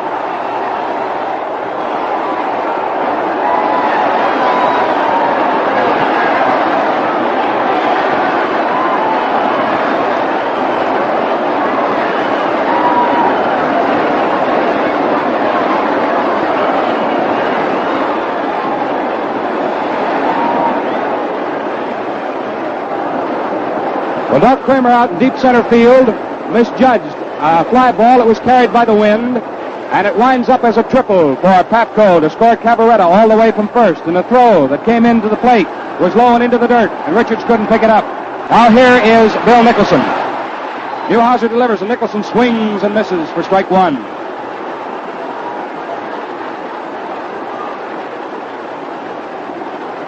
That was hit number 4 and run number 2 off Newhouser. It's now a 6-2 ball game. Al delivers, and Nicholson at the plate takes low and on the outside for ball one. 1 ball, 1 strike. That's the count on Nicholson. He fouled up and out in the second inning to Richards. So he's 0 for 1 for this game. Newhouser delivers a fast curve under the knees of Nicholson for ball 2. 2 balls, 1 strike. There's 1 out for Chicago here in the 4th. They're trying to get back into this ball game as the score stands Detroit 6 and Chicago 2. Pafko leads down off third. Nicholson swings and hits the ball easily back to the mound. Newhouser drives the runner back into third, throws to first in time, and that's all for Nicholson. He topped the swing and rolled it back toward the mound. Nicholson thrown out by Newhouser. Pafko holding on at third base. The batter is Livingston now.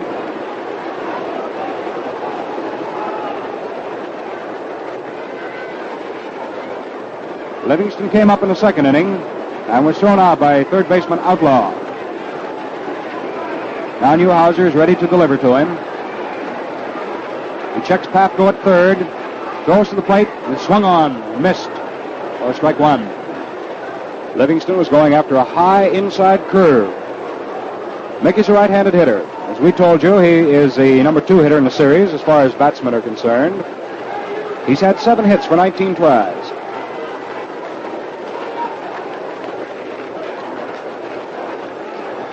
Now Newhouser is ready. Delivers 0-1 to the plate. And there's a ball hit right back to the mound. Newhouser grabs it very quickly. Throws it over to first. And that's all for Livingston. That's all for the Chicago Cubs here in the 4th inning. So, despite the triple, Newhouser got out of it rather easily and very inexpensively. 1 run, 2 hits, 1 man left, and there were no errors. So at the end of 4 full innings of play, the score stands 6 for the Tigers. Before we get into the top half of the 5th inning, I'd just like to remind you that for a rousing time, get your friends together Friday nights and enjoy a corking good scrap on Gillette's Cavalcade of Sports.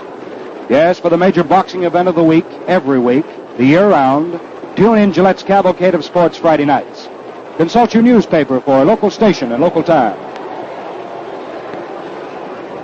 Now for the first half of inning number 5. This is quite a knockdown, drag-out ball game with the Chicago Cubs and the Detroit Tigers fighting for the World's Championship here in the 7th game of the 1945 World Series at Wrigley Field in Chicago. The first man up for Detroit here in the fifth inning is going to be Rudy York. He twice has been up there, but just once officially. He came up in the first inning and popped up and out to third baseman Stan Hack. Then in the second inning, he was walked. So York is coming up actually for his second official at-bat. He's 0 for 1. No hits in one try. Out on the mound, Hy Vandenberg, pitching for the Chicago Cubs, has visited to Rosenbach, and he's ready to throw. Rudy York, big, powerful right-hand hitter, very thick-set through the chest and shoulders. Watches the first pitch whistle in, and it's low for ball one. It's a 6-2 ball game in favor of the Tigers. Vandenberg twists and throws an overhand curve that's swung on and fouled off by York for strike one. 1 ball, 1 strike. That's the count on Rudy York. York looks down at O'Neill behind third. These ball players very carefully watch their manager because with each pitch, signs are changed. Vandenberg delivers 1-1. It's a medium-speed curveball. It's over for a strike. Now it's 1-2. 1 ball, 2 strikes. York waits. Vandenberg serves. York swings, and there's a bounding ball to third. Hack is up with it. There's a throw over to Cabaretta at first, and that is all for York. Bouncing out from third to first. Well, that's one away here in the top of the fifth inning. The batter coming up there now for Detroit is Jimmy Outlaw. He walked in the first, hit back to the mound and was thrown out by the pitcher in the second inning. So Outlaw has gone up there once officially and has failed to get a hit. Vandenberg throws a curve in there that Outlaw, the little right-handed hitter, swings on and fouls right back onto the screen for strike one. Outfield immediately when Outlaw comes up there. Walks in a couple of steps. Vandenberg now with 1 away in the fifth delivers, and Outlaw almost took a swing at that one, but pulled up in time to take it low for ball one. 1 ball and 1 strike is the count on third baseman Jimmy Outlaw of the Detroit Tigers. Vandenberg, big right-hander, throws, and it's swung on and hit just over the outstretched fingertips of Hughes and out into left field for a base hit. So Outlaw singles right over shortstop, out into left. That's hit number 6 as far as Detroit is concerned, and now they have an equal number of runs and hits. The batter is Paul Richards. Richards doubled in the first inning, struck out in the third. Now he takes a curveball. It's good for a strike. 2 balls, 1 strike. That's the count on Richards. He turns around and is really talking to Passarella. He didn't like the call on that one a bit. In 5 1/3 innings, that was the first hit off Vandenberg. Down comes the next pitch. There goes the runner down to second base. The pitch to the plate is swung on for strike 2. The peg goes down to second. The flying spikes of Outlaw slides under the peg, and he's safe at second. So he'll get credit with a stolen base. Outlaw is credited with a steal of second. Richards swung to protect him, and of course that's strike 2 on Paul. But the Tigers have another base runner in scoring position. There's 1 away here in the top of the fifth inning. Vandenberg is ready now, delivers. Richards takes a curveball that snaps off outside for ball 1. 1 ball, 2 strikes.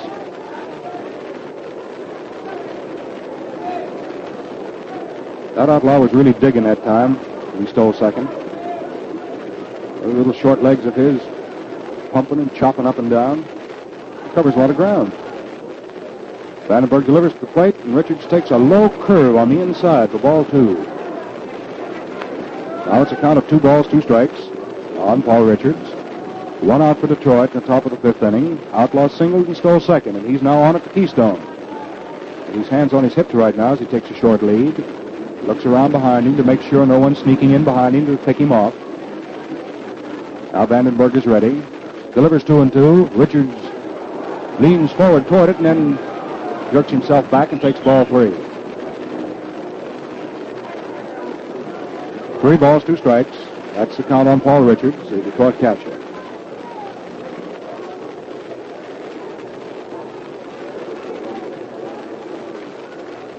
Vandenberg ready with the 3-2 delivery. Checks Outlaw at second. Now throws Platewood. Richards swings on it. There's a high foul ball way back into the second tier behind first base. So the count stays at 3-2. The score, in case you just tuned in, Detroit 6 and Chicago 2. We're in the top half of the fifth inning.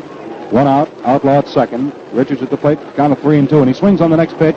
Hits it down to Stanley Hack. The runner is driven back into second. Hack's throw across the diamond is in time, and that's all for Richards. Going out from third to first. Outlaw holding right on at second. The batter now is Hal Newhouser.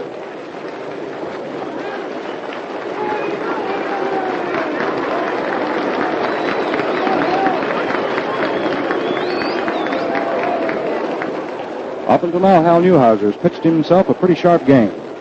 He's been looking sharp down there. It's left-handed. However, as a batsman, he's gone 0 for 2. He swings on the first one, a big jug-handled curve. Missed it for a strike. No balls, 1 strike is the count on Hal Newhouser. 2 outs. Outlaw still on at second. Vandenberg delivers. Newhouser swings on the next pitch, and there's a fly ball hit out into left field. Lowry has to hurry. He does and makes the catch. Lowry had to come up in a big hurry and over toward the line in left field, but he was right there.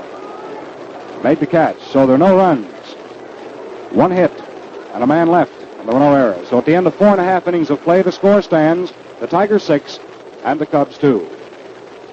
Folks, peace has plenty of blessings. Among them is the thrill we all get at seeing the good things we've missed during the war reappear. So when I tell you that the famous easy-shaving Gillette Tech razor is coming back on dealers' counters all over the country, I can just hear a lot of you fellas say, hot dog. Now, most stores have the Gillette Tech in stock right now, and you'll probably find one where you trade. So be on the lookout for the Gillette Tech razor you and plenty of other men have been waiting for. It's on the way with all-metal gold-plated head, plus 5 super keen Gillette blue blades at the popular pre-war price of only 49 cents. What shaves you get, how quick and how easy, how smooth and how refreshing. Yes, happy shaves are here again. Ask your dealer for your Gillette Tech razor with 5 perfect shaving Gillette blue blades at 49 cents. And now for the last portion of the 7th game of the 1945 World Series, to close up shop, put it in the books, is a guy that can do it. Bill Slater. You ready, Bill? Thank you, Al. Yep. Roy Hughes is the first batter up for the Cubs here in the last of the 5th. Whispering Roy struck out his first time up. 24-year-old Hal Newhouser gets ready to pitch to Hughes. Here it comes. Hughes backs away from it. It's an inside pitch for ball 1.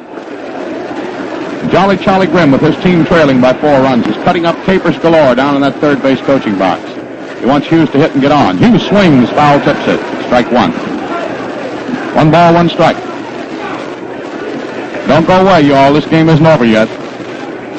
6-2, the Tigers are out in front, and Hal Newhouser, the best of their pitchers, is looking mighty keen. Just the same, these Cubs are fighting back. Newhouser works.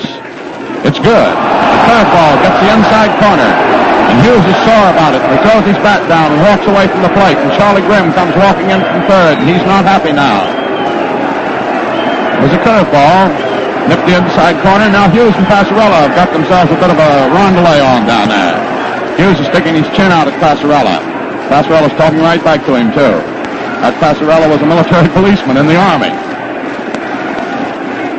Now Hughes picks his bat up again, and meanwhile, out on the mound, Hal Newhouser is flailing his arms around like a windmill, trying to keep warm. It's a cool day.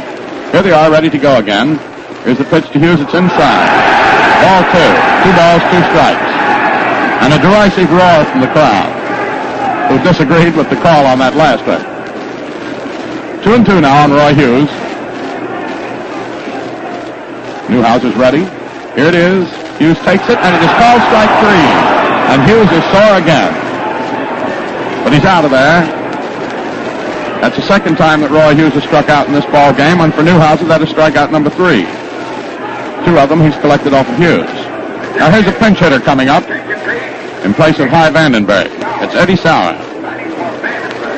Sauer stepping up there, right-handed hitter. This is Sauer's second time up as a pinch hitter in the ball game, and Newhouser promptly greets him with a fast call strike, a curveball that whipped in and over. Sauer's an outfielder by trade, and he hails from Pittsburgh, Pennsylvania, a right-handed batter. 1 strike on him. Newhouser works down low into the dirt, scooped up by Richards. The crowd hooping a bit. They're giving Passarella a bit of a razzaloo. 1-1 on Sauer. That pitch is high for ball 2. Sauer. Eddie Sauer. Newhouser, who has a commanding lead in this ball game, is taking plenty of time on every pitch. He's never pitched a more important battle than this in his life. Sauer swings on that one, fouls it into the big netting here behind the catcher. 2 balls, 2 strikes on Sauer. The next pitcher will either be Passau or Erickson, I believe. They both seem to be working out down there in the bullpen for the Cubs.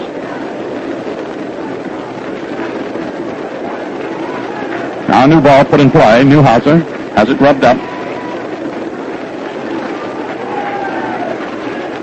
Here's the pitch. It's a little too high. Makes it ball 3 for a full count on Sauer, the pinch hitter. There have been more pinch hitters used in this series, as you know, than any other series in all baseball history. Here it is. Sauer swings, strikes out. Strikeout number 4 for Newhouser. 2 out for Chicago in the last half of the 5th.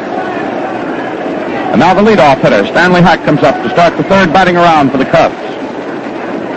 And Stanley has been turned back his 2 previous appearances at the plate by Hal Newhouser. Hal works. Hack takes a fast call strike. Newhouser seems to be getting sharper and sharper as this game wears along. Here it comes. Hack swings on it. There's a ground ball to shortstop. Skeeter Webb scoops it out of the dirt. The throw to first is just in time. Hack is out by half a stride. So in the last of the 5th inning, there's nothing across for the Chicago Cubs. And the score at the end of 5 full innings of play is Detroit 6 and Chicago 2. And I believe it's big blonde Paul Erickson who's coming in to be the next pitcher for the Cubs. We'll wait till he's officially announced. He's taking the stride in, though, from out there in left field where the bullpen is located.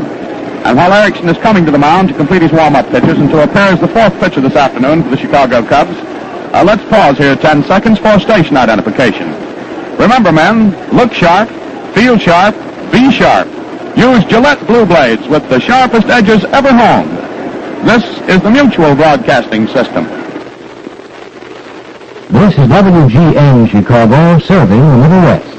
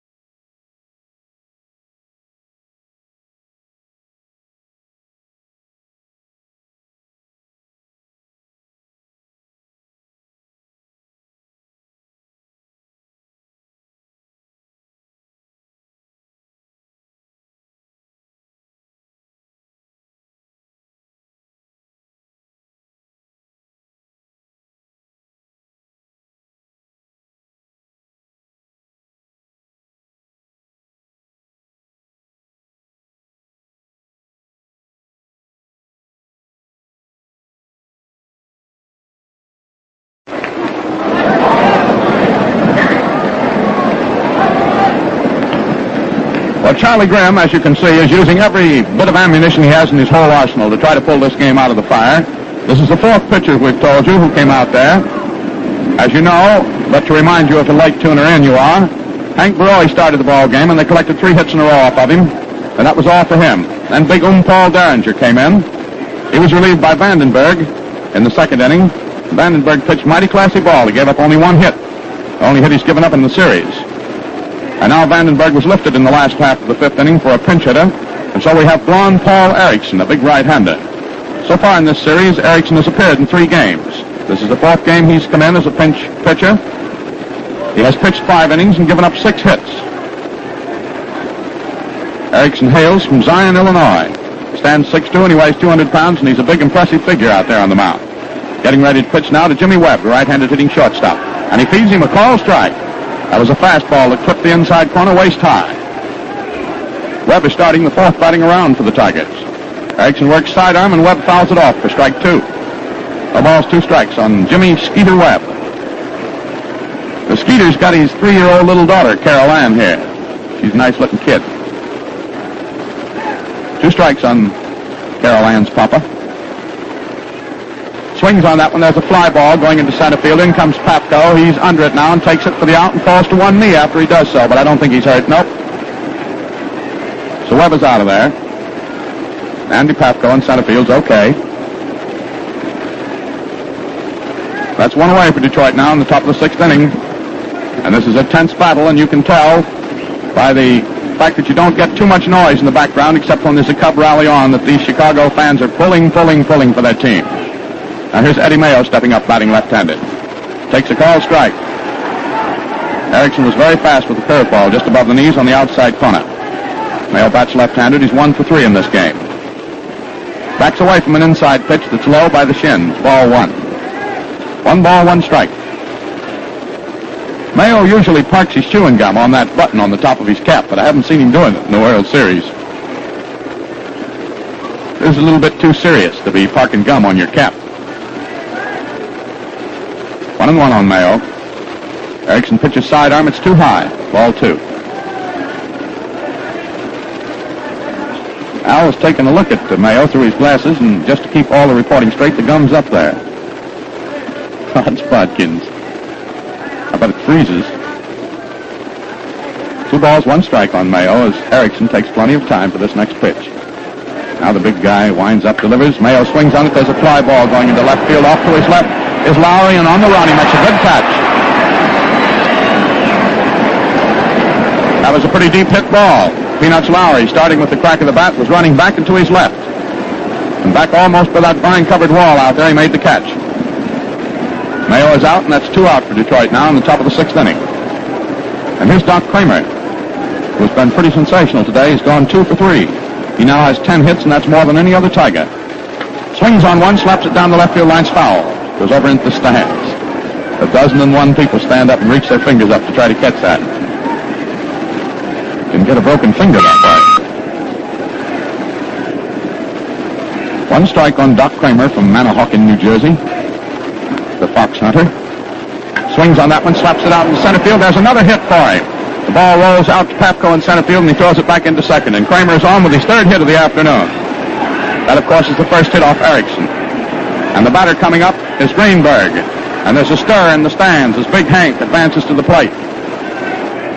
Hank has been walked twice today, and he's been walked 6 times in the series. His first time up this afternoon, he sacrificed successfully. So Big Hank, the long ball hitter who has slugged out 2 home runs and 3 doubles, steps up there. And he gets a called strike. Erickson was sharp with a fast curve just below the shoulders to Mr. Greenberg.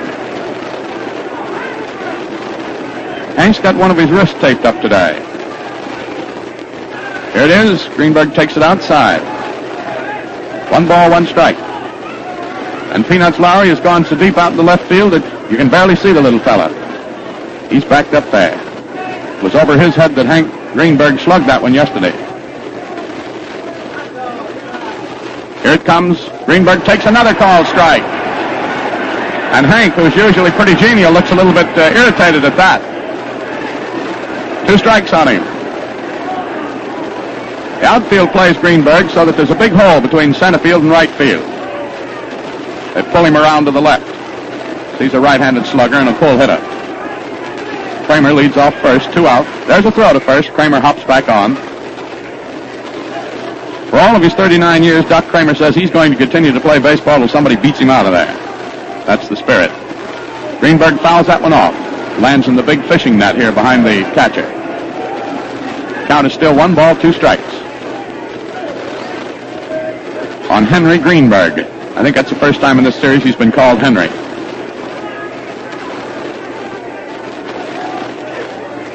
Erickson works. There's Kramer breaking for second. The pitch is outside. Livingston has a hard time holding it, and Kramer goes on down to second unmolested, and it's a stolen base for him. That's the 3rd stolen base for the Tigers in this series, and the 2nd one today. Hellenbein, Outlaw, and Kramer have now all pilfered a bag. The Cubs, on the other hand, have 2 stolen bases. Johnson and Pafko snitched them. Alan Greenberg is 2 balls, 2 strikes. Now big Paul Erickson in that spanking white uniform of his stretches. Delivers to Greenberg, who strikes out.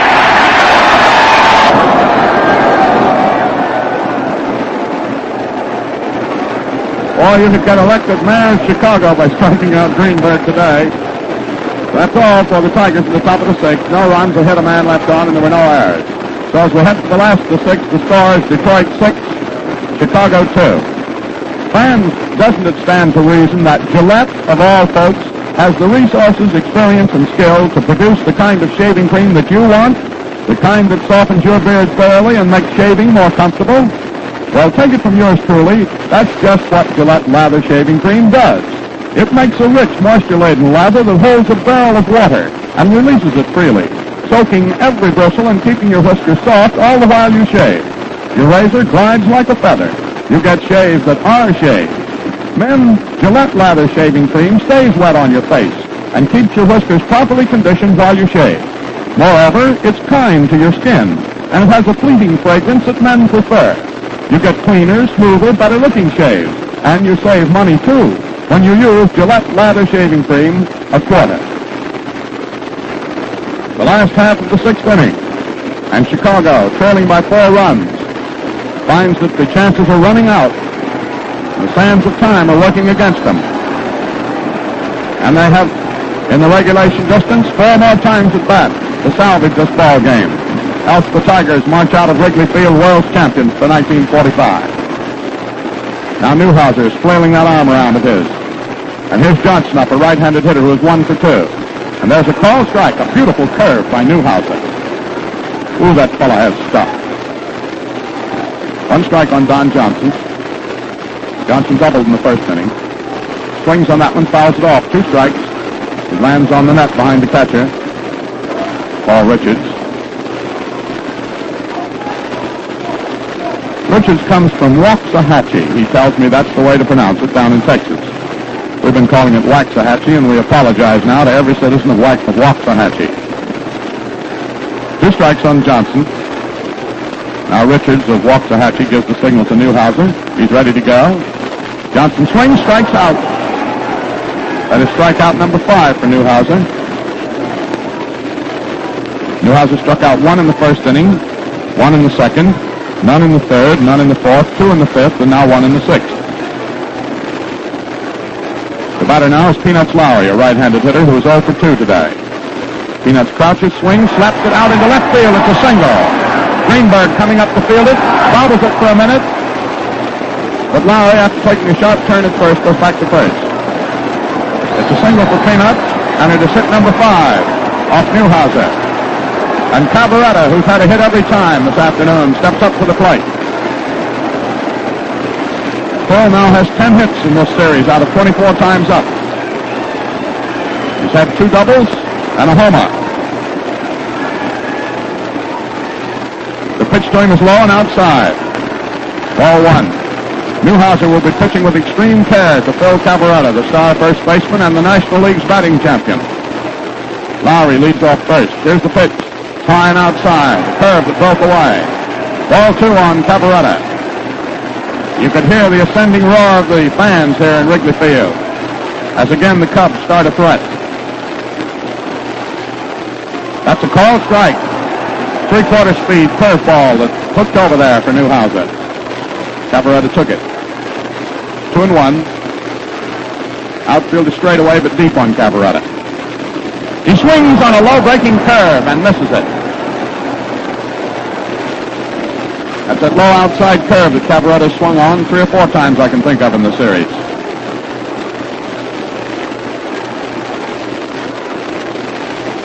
Now Newhouser watches Lowry at first, delivers to the plate. Cabaretta takes it. Ball 3. Now it's a full count. 3-2.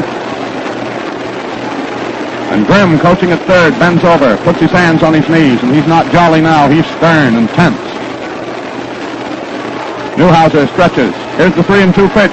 It's swung on. There's a fly ball popped into center field. In comes Kramer. He comes up to it and catches it. And Lowry's going to have to hurry to get back to first, but does so. Cabaretta's out on a fly to short center field that Doc Kramer had to come rustling in to get. Lowry remains at first. There are 2 out. And here's Andy Papko, who has hit the extremes in his batting today. The first time up, he hit into a double play. The last time, back in inning number 4, he got a triple to center field. He's a right-handed hitter, is Andy. He's one of the 6 Papko brothers from up Wisconsin way. Newhouser pitches him. It's good.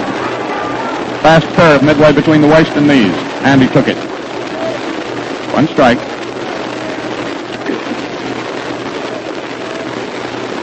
There's strike 2. That was a fast curve on the inside corner. Papko crowds the plate just a little. He wasn't sure of that one. 2 strikes.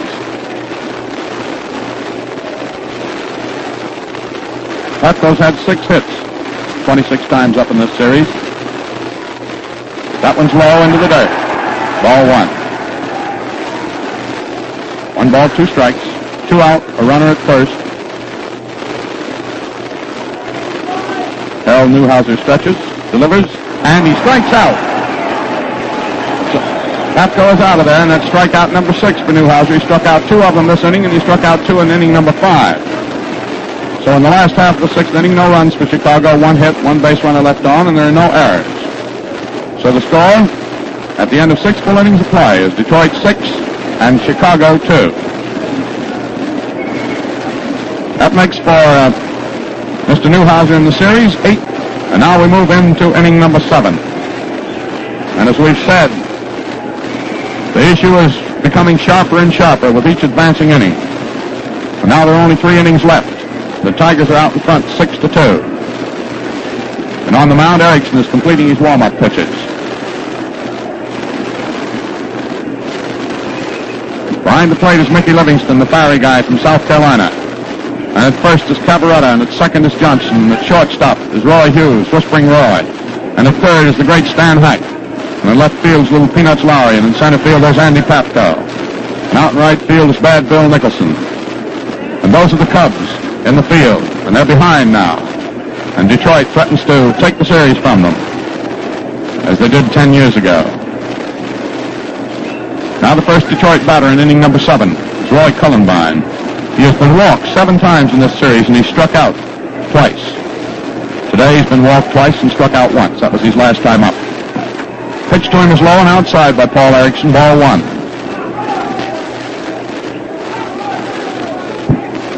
Cullenbine, big and husky, can hit from either side of the plate, batting left-handed, of course, against right-handed pitching. Erickson works. It's outside. There's a sidearm delivery that didn't quite do what Paul wanted it to.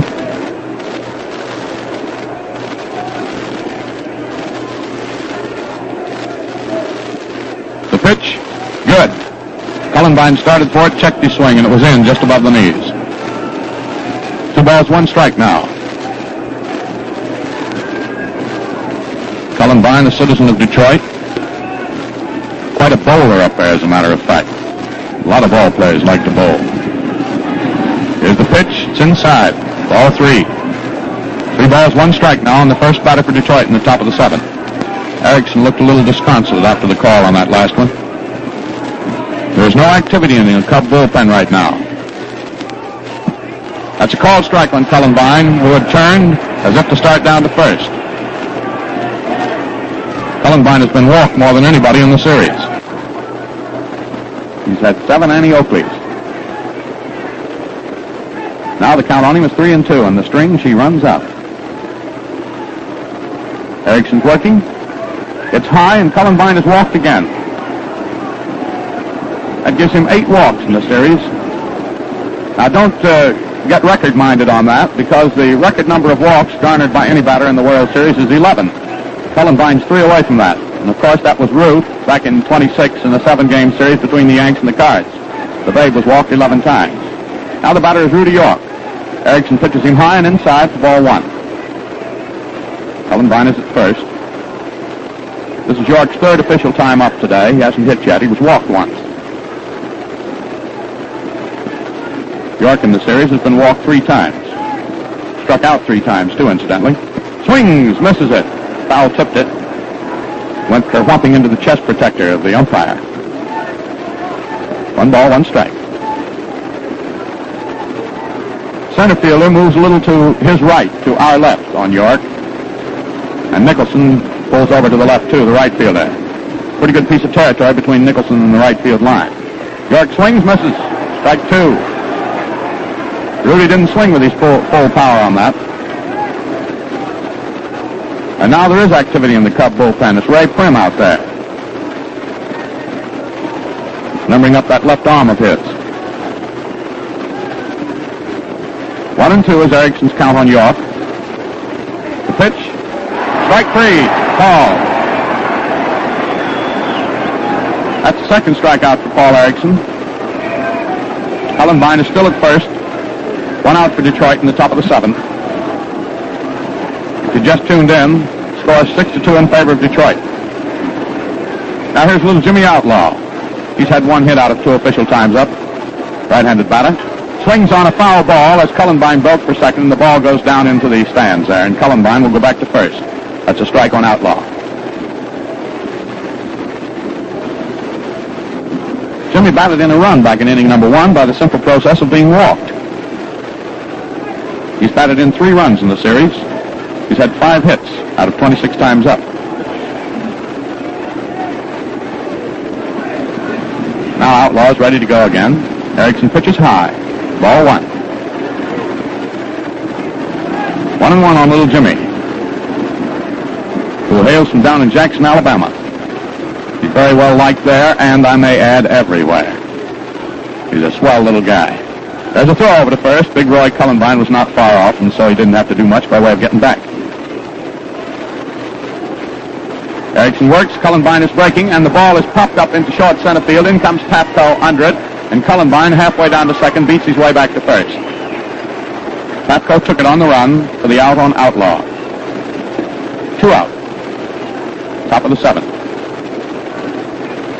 The batter now is Paul Richards, right-handed hitter, who has a double out of 3 times up, and he has driven in 3 runs this afternoon and 5 in the series. And I had a wire from down in Atlanta, where he used to be the manager of the Crackers, and they said down there we affectionately call him Old Slug.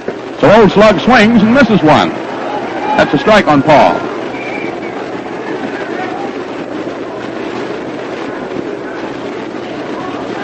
He's from Waxahachie, Texas, a right-handed hitter. Swings, fouls it off, falls to the ground. Now he's up again. He was sort of trying to move himself out of the way of that pitch. His bat came swinging around, and the ball caromed off his bat, and he ended up on the ground. 2 strikes. Cullenbine, who was walked, is still at first, and there are 2 out. Erickson works down low into the dirt, neatly held up by Mickey Livingston.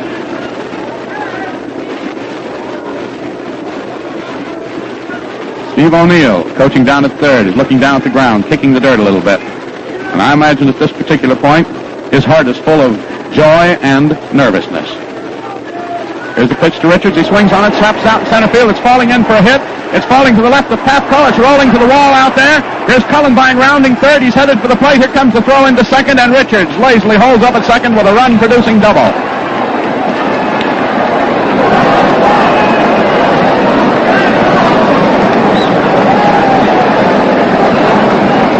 Second double of the afternoon for Old Slug, Paul Richards, and it's his 4th run batted in today. And for Detroit, it is run number 7, and they lead the Cubs now by a score of 7-2.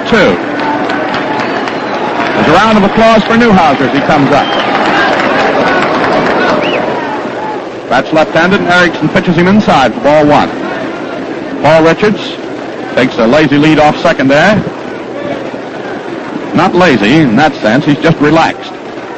Newhouser swings on one, slaps it out towards center field. Papco going to his right, takes it nicely on the run. That's all for Detroit in the top of the 7th. 1 run on 1 hit. There was 1 base runner left on. There were no Cub errors. And the score at the end of 6.5 innings of play is Detroit 7 and Chicago 2. Well, now just about everybody knows genial Irish Joe Cronin of the Boston Red Sox, one of the greatest shortstops of all time.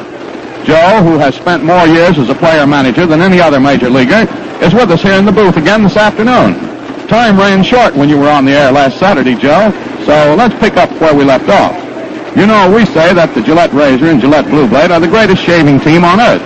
What do you say, Joe? I'm with you 100% on that, Bill. In my experience, no other combination compares with it for easy shaving. Right you are, Joe. That's because the Gillette Razor and Gillette Blue Blade are made for each other and work together perfectly. Well, they sure do a smooth job on my whiskers every time. Well, that's putting it very straight, and thanks, Joe Cronin.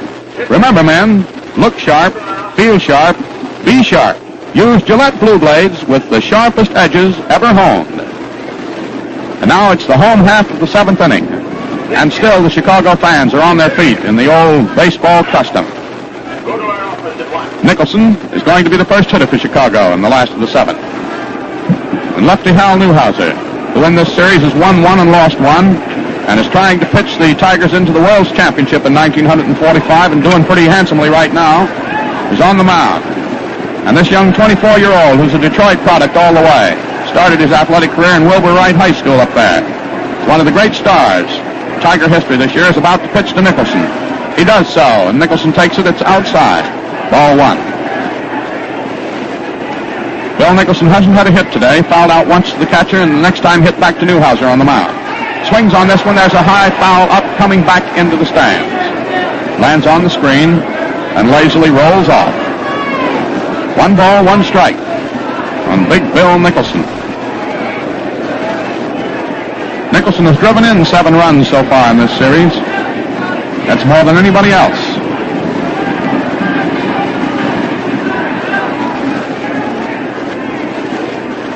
Newhouser lets it go. It's high, and Nicholson fouls it off, reaching for a high 3/4 speed curveball. 1 ball, 2 strikes. Nicholson is dark complexion, and he has that menacing attitude at the plate that we've described to you so many times. Art Passarella, the plate umpire, moves out there and holds up the game for a second while some Tiger players in the bullpen down right field get off the field. Now Newhouser's ready to go, and here's the pitch. Nicholson swings on it. There's a bounding ball down to first. York has it. Tosses it underhand to Newhouser, who steps on first just ahead of Nicholson for the out. Nicholson is out 3-1. And that's another rather smoothly executed play at first base by Rudy York, whose defensive play in the series has attracted a great deal of comment, and deservedly so, too, because Rudy, not generally known as a great fielding first baseman, has been very, very sharp here in this 7-game 1945 series. Now the batter is Mickey Livingston. Former GI, bats right-handed. Newhouser delivers him, and it's swung on and slapped out into left field for a hit. Greenberg fields it on the second bounce out there, and there's his good throw into second. Livingston is on at first. That is the 8th hit in the series for Mickey Livingston, and his first one this afternoon. And Stubby Overmeyer is working in the bullpen for the Tigers now. The little short, stocky Michigan man. Mickey Livingston at first. The batter is Whispering Roy Hughes. Got a lot of friends down in Cincinnati, has Hughes. Pitch to him is low and outside. Al Benson is now up and tossing the ball around in the bullpen of the Tigers also. Livingston at first with 1 out. Hughes attempts to bunt one that rolls foul. He was really wanting to get one down that third base line on Jimmy Outlaw, who was playing fairly deep on this right-handed hitter, and beat it out, of course. Rod Passeau is throwing the ball in the bullpen of the Cubs. Both managers keeping men all warmed up. Any little old break one way or the other, they're going to make a move. Now the count on Hughes is 1 ball, 1 strike. Newhouser pitches him, and Hughes fouls it into the crowd down the right field line. 2 strikes. 1 ball, 2 strikes.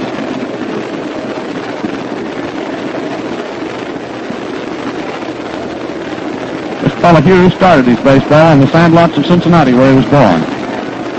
Lives in California now, however.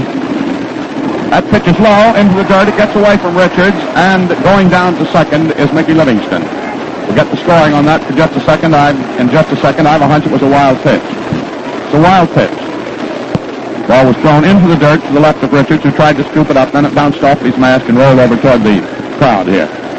While that was happening, Mickey Livingston was turning his way down to second. That's the first wild pitch that Hal Newhouser's made in the series. And one of the reasons why Hal Newhouser's production of wild pitches and his wildness has been cured, as it has been in the last couple of years, is that guy behind the plate, Richards. He was a cagey catcher at 37, and he's seen a lot of baseball. He's had a great deal to do with affecting the control that has made Newhouser the great left-handed pitcher of the last 2 years. Now the count on Hughes is 2-2. Now it's 3-2 because that pitch was very high.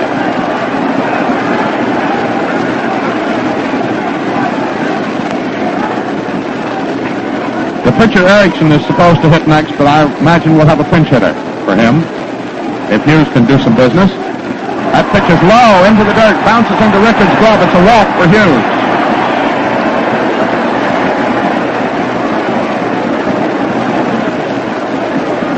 I believe that's the first walk today given up by Newhouser. And here comes Frank Sikori up to be a pinch hitter.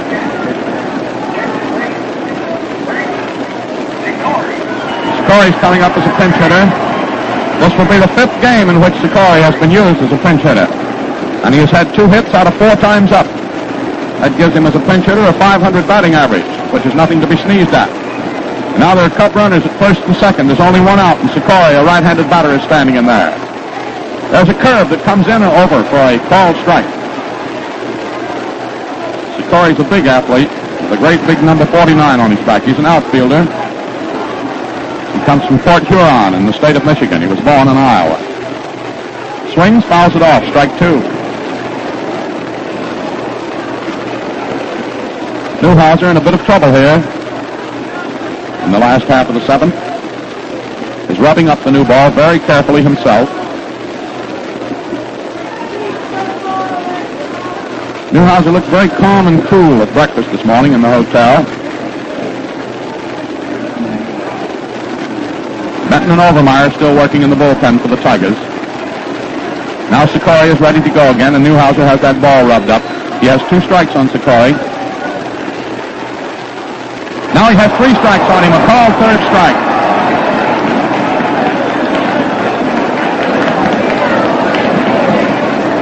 That was a very, very clever curveball that Newhouser flipped in there on the 0-2 pitch, and he got Sikori, who was standing taking. That makes it 2 out. The batter is Hack.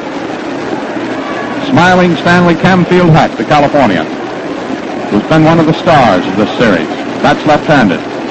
This is his 4th time up today, and he hasn't hit today, although he has 11 hits so far. The pitch is close to him and inside. Ball 1. Livingston at second with itchy feet. Hughes at first. His itch 2. Pitch to Hack is high for ball 2. 2-0 the count.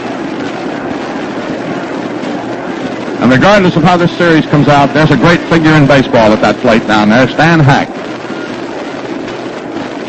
And out on that mound is a great young left-handed pitcher. He should have a magnificent career ahead of him, Harold Newhouser.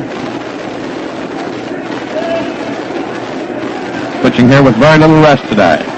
There's a called strike that he whips in on Hack. Curveball just above the knees, nipped the outside corner to the left-handed batter. Now Mayo tries to sneak behind Livingston at second. The crowd warns him. Hack swings on that one. It goes to Outlaw down at third. He steps on third, forcing Livingston, retiring the side. Hack hits into a force out. He'd score Livingston out at third to the third baseman, unassisted. So in the last half of the 7th inning, no runs for Chicago. 1 hit, 2 base runners left on. There were no Detroit errors. At the end of 7 full innings of play, the score is Detroit 7, Chicago 2. Now, when this crucial game ends this afternoon, stay tuned in for Bill Coram, famous columnist of the New York Journal-American Sports Staff. Here, a great reporter highlights today's baseball classic. Now, while we're waiting for the start of operations in the top of inning number 8, let's take a little pause here, 10 seconds, for station identification. Remember, men, look sharp, feel sharp, be sharp. Use Gillette Blue Blades with the sharpest edges ever honed. This is the Mutual Broadcasting System. This is WGN Chicago, serving the Little West.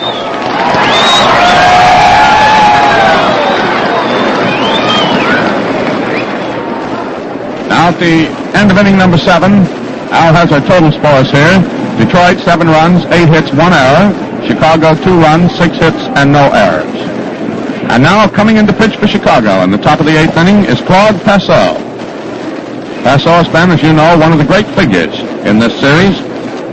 Pitching up in Detroit, one of the most perfect games ever hurled in the World Series. Passeau, appearing in his 3rd game, has pitched 15 2/3 innings. He's given up 6 hits. He has struck out 3, and he has walked 7. And he is credited with 1 victory and no defeats in this series. When he failed to come through down here, why, he was out, and the Cubs went ahead and won the ball game, so he was not credited with a defeat, or debited, rather, with a defeat. First batter he faces is Jimmy Webb, the right-handed hitting shortstop of Detroit. Passeau pitches to him, low and inside. And Claude is working out there with a badly split fingernail on his left hand when he flagged down a hot line drive the other day, which is characteristic of Passeau. Webb fouls that one off. It's a high pop-up coming back into the stands. 1 ball, 1 strike. Now down in the bullpen for Chicago is Brooklyn's Bob Chipman, a lefty. 1-1 is the count that the sturdy tongue-nut farmer from Mississippi, Passeau, has on Webb. Now the count's 2-1 because that pitch by Passeau was too high. Ball 2.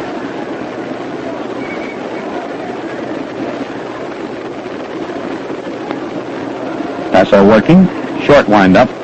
Webb taking, high, ball 3. 3-1.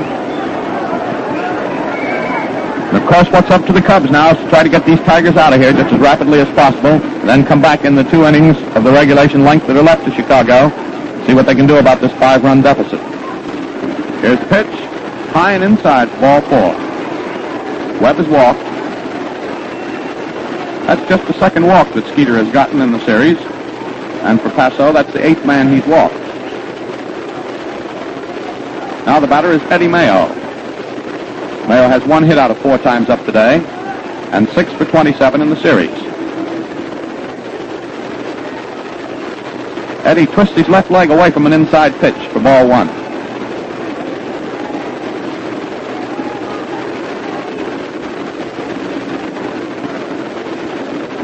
Passeau, taking lots of time, takes a look at Webb, who's being held on at first by Cabaretta. Passeau delivers. Here it comes. Mayo swings on it, slaps it down the left field line. A high leap by Hack won't do. The ball is rolling to the corner. It's being chased by Lowry. Here comes Webb around third, coming on in to score, and holding up at second with a double is Mayo.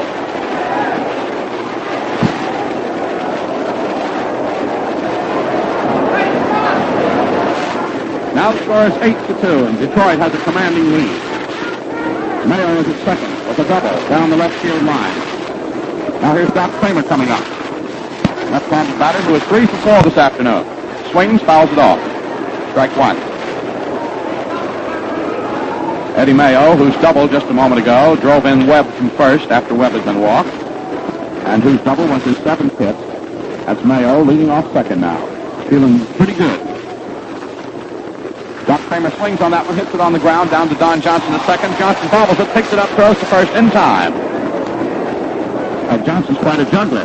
That ball bobbled away from him. He reached up in the air with his right hand, plucked it out of the air, threw it to first to get Kramer. Mayo going to third on the play. 1 out. Runner at third. Score 8-2 in favor of Detroit. And a stir goes through the crowd as Greenberg comes to the plate. Big Hank. Greenberg has walked twice, sacrificed once, and struck out once. This is his 5th time at the plate in this ball game. Pitch is close to him and a little bit high. Ball 1. And Detroit partisans here, and their numbers are not legion, are shouting for Hank to get a hit. They'd like to see him slug that long ball. Passeau is walking around on the mound, kicking some dirt out of the way, blowing his breath on his hand, which he does constantly. Passeau, the 5th pitcher for Chicago this afternoon, spells his name P-A-S-S-E-A-U. Here's the pitch. Greenberg swings on it, slices it out into left field, and Lowry comes in and makes a sensational running catch on it. There's the throw to the plate as Eddie Mayo comes in to score easily with run number 9. Mayo had to go back to third and touch up Lowry came in, made a running catch on that line drive of Greenberg's out into left field, retiring Greenberg, but Mayo, speedy on his feet, came in to score, run number 9 for Detroit. That makes it 2 out, nobody on, 2 runs in here in the top of the 8th inning, and up comes Cullenbine. Cullenbine, who has been walked 8 times in this series, steps up there and fouls off the first pitch from Passeau. Strike 1. And so the road becomes steeper for the Cubs. Passeau delivers a little high, Cullenbine taking it for ball 1. 1 ball, 1 strike. Cullenbine has struck out and strolled 3 times in this game. Another pitch to him is high again for ball 2. Big Roy, who got off to a slow start in the series, come through in fair fashion. He has 5 hits out of 21 times up. Swings on that one. There's a towering high infield pop-up. Back on the grass under it is Johnson now at second, and he takes it for the out. That retires the side for Detroit in the top of the 8th inning. 2 runs on 1 hit. There were no base runners left on, and there were no Chicago errors. So at the end of 7.5 innings of play, the score is Detroit 9, Chicago 2. Well, it was Joe Cronin, famous for his affable way and his ready smile, who said earlier today that in his experience, no other shaving combination compares with the Gillette razor and Gillette Blue Blade. Now, I might add that in the Army and in the Navy, on land, on sea, and in the air, it's the Gillette razor and Gillette Blue Blade by overwhelming odds. Naturally so, for the Gillette Blue Blade and the Gillette razor are made for each other, in the same factory, by the same skilled craftsmen, to the same high precision standards. Yes, today's Gillette Blue Blade and your Gillette razor are the perfectly matched shaving combination. They fit exactly, work together beautifully, and turn in the smoothest performance known in shaving. Remember, look sharp, feel sharp, be sharp. Use Gillette Blue Blades with the sharpest edges ever honed. Now the home half of the 8th inning. And again, Hal Newhouser returns to the mound. And again, young Prince Hal will work that left arm of his. And he has been, despite the fact that he got off in the series to a faltering start and losing that first game at Detroit, he has been in the series, as through the season, the main pitching hope of the Detroit Tigers. And it's Newhouser out there today, pitching with just a couple of days' rest. And now he faces Don Johnson, the second baseman of the Cubs, who bats right-handed. Johnson swings on that one. There's a high foul peeling back into the stands. Strike 1 on Don. Johnson got a double his first time up in inning number 1, grounded out in the 3rd inning, and struck out his last time up in inning number 6.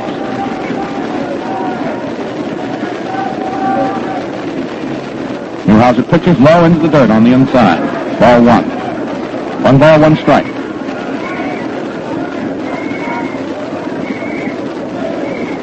And young Newhouser this year won 25 games against 9 losses for Detroit. And last year he won 29 against 9 losses. And he's bidding here this afternoon for his second World Series victory for the Detroit Tigers.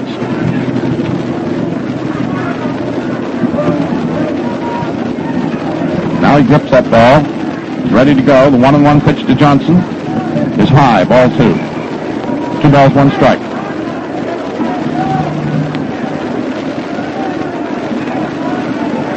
Don Johnson grips his bat, swings at a slow one, it's off balance, and fouls it off. 2 balls, 2 strikes. Now Hank Wise is warming up in the bullpen for Chicago.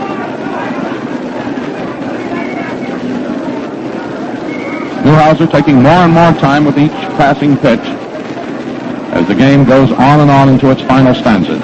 Pitch is low into the dirt. Ball 3 on Don Johnson.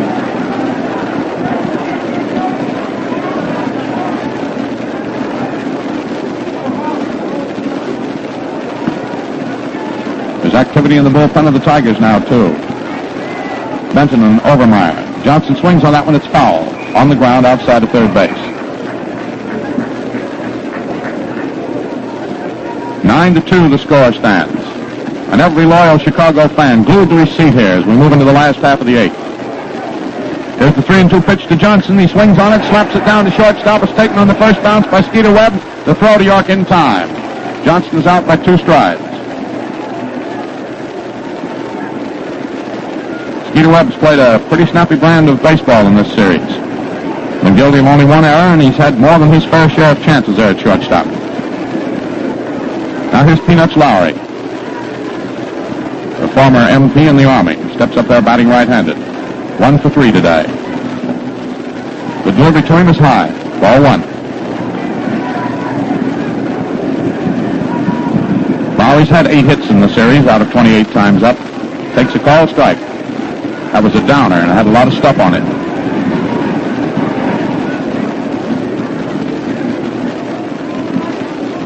That's inside, that pitch. Ball 2. 2 balls, 2 strikes on Lowry. 1 out and nobody on in the last half of the 8th inning.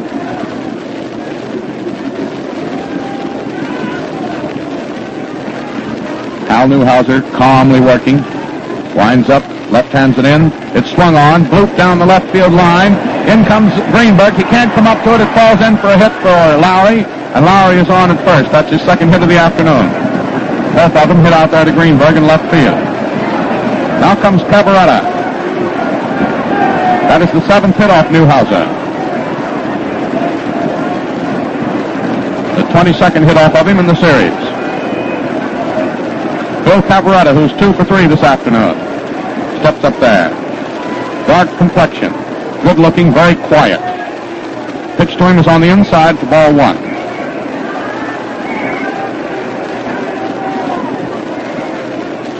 Newhouser works, swung on by Cavaretta, and it's hit back on the ground into center field. Lowry is turning his way down to third, and Kramer fields the ball into second. Lowry is at third, Cavaretta at first. That was the 3rd hit today for Cavaretta.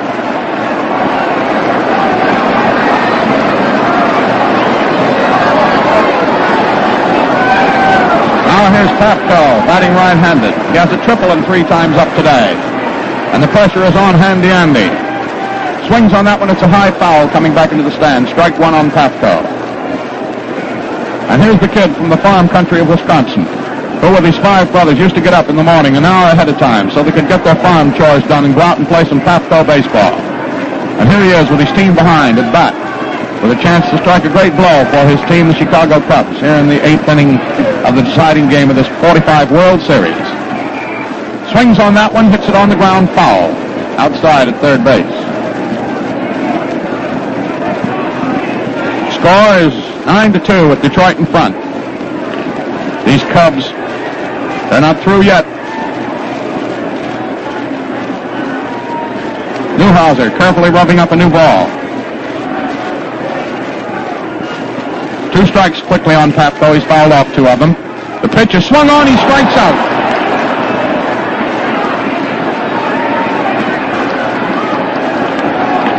Newhouser struck out Pafko twice in a row with men on bases. And for Newhouser, that is strikeout number 8. In the series, it's his 20th strikeout. That makes it 2 out now for Chicago in the last of the 8th. And still Cavaretta's at first and Lowry at third. And here's Nicholson. Nicholson hasn't hit today. Hasn't gotten the ball out of the infield. Takes an outside pitch for ball 1. Nicholson, who has batted in 7 runs, more than anybody else in the series. There, batting left-handed, swings on one. There's a high, towering foul off to the right of the plate. Richards goes over to the stands, but it's going into the stands. That's a strike on Nicholson. 1 ball, 1 strike on Bad Bill.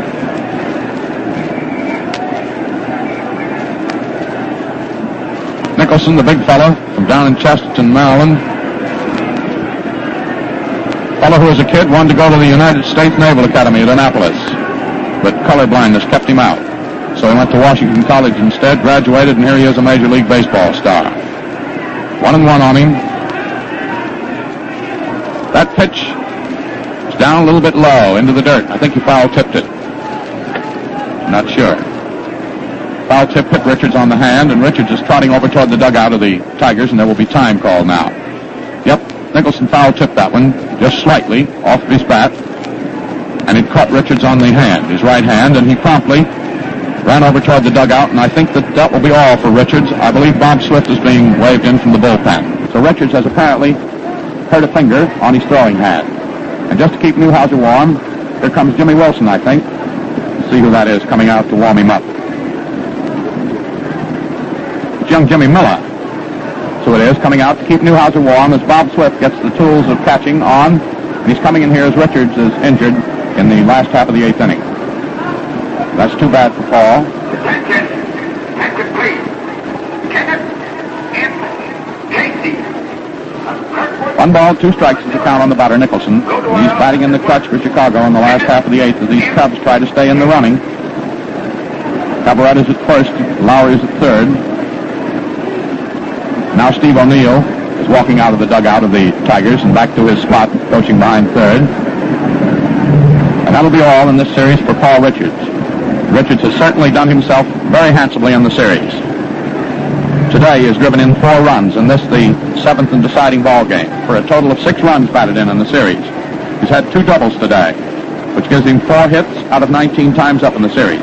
He was walked 4 times, and he struck out 3 times. And that's a record of accomplishment on the part of Paul Richards that stamps him as a tremendous asset to the Tigers in this very, very thrilling 1945 series. And Steve O'Neill has stopped on his way back to third now to say a few words to his son-in-law, Skeeter Webb, who plays at shortstop. And now O'Neill seems to have inspected everything, and he's going back to the Tiger dugout. And here's Bob Swift. Swift, who was born in Salina, Kansas. He said he thought up until a couple of weeks ago that he was born in a place called Kip, Kansas. But he sort of talked it over with the family, and they tell him he was born in Salina. They lived for a while in Kip, which is a small town outside of Salina, Kansas. And Swift, as we've mentioned before, is known as the best waffle maker in Major League Baseball, as if that had any bearing on what's happening right now down there. It doesn't. Newhouser is pitching to Swift now, and Swift is taking his throw down to second. Now he grabs the mask, puts it on, and the sturdy fellow is ready to go.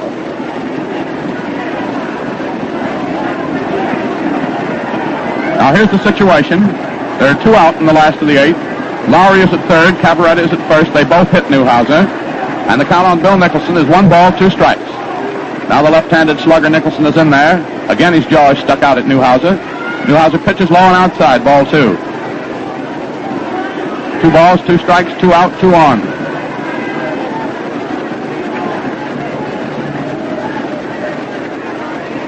Newhouser stretches. Nicholson swings on it, and it's foul on the ground down the first base line. Count remains 2 balls, 2 strikes.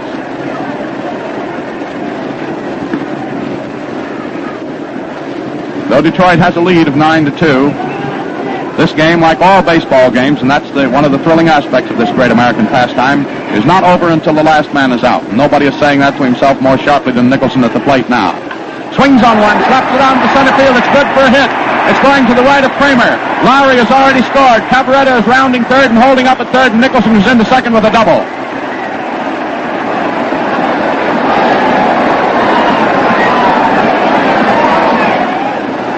Cabaretta was held up at third as that ball was retrieved in left center field by Doc Kramer and whipped in. Kramer has a pretty good throwing arm. So Nicholson is at second now. Cabaretta is at third. 1 run is crossed. The score is 9-3, and the batter is Mickey Livingston. That's the 8th run batted in this series for Nicholson, and it ties him for a 7-game series record with Goose Gosselin of Washington, who batted in 8 runs in 24, and Al Simmons of the A's, who hit in 8 runs in 1931. Of course, in a 4-game series, Gehrig in 28 drove in 9. Now there's a swinging strike by Mickey Livingston, who missed it. Livingston, batting right-handed, is 1 for 3 today. He has driven in 4 runs in this series. He has 8 hits out of 21 times up. The pitch is good for a call strike. Livingston started for it, checked his swing, and Art Passarella calls it a strike. So it's 2 strikes on Livingston. Runners at second and third for Chicago. 2 out. Last of the 8th. The Cubs trying to rally. Newhouser pitches. It's high and inside. Ball 1. 1 ball, 2 strikes. Livingston, a discharged GI, was in the Army Ground Forces. He's had his misfortunes in baseball. He's had his ups and downs, but he's a hard customer. Swings, strikes out. So Newhouser whips through his 9th strikeout of the ball game to retire the side in the last half of the 8th inning. That brought 1 run for Chicago on 3 hits, 2 base runners left on. There were no Detroit errors. So the score at the end of 8 full innings of this thrilling 7th and deciding game of the 45 series is Detroit 9 and Chicago 3. Well, you can't afford to miss Bill Corum's highlights of today's thrilling ball game. So stay tuned in. Here, a great reporter do his stuff right off the cuff, just as soon as the last man is out in this game here at Wrigley Field.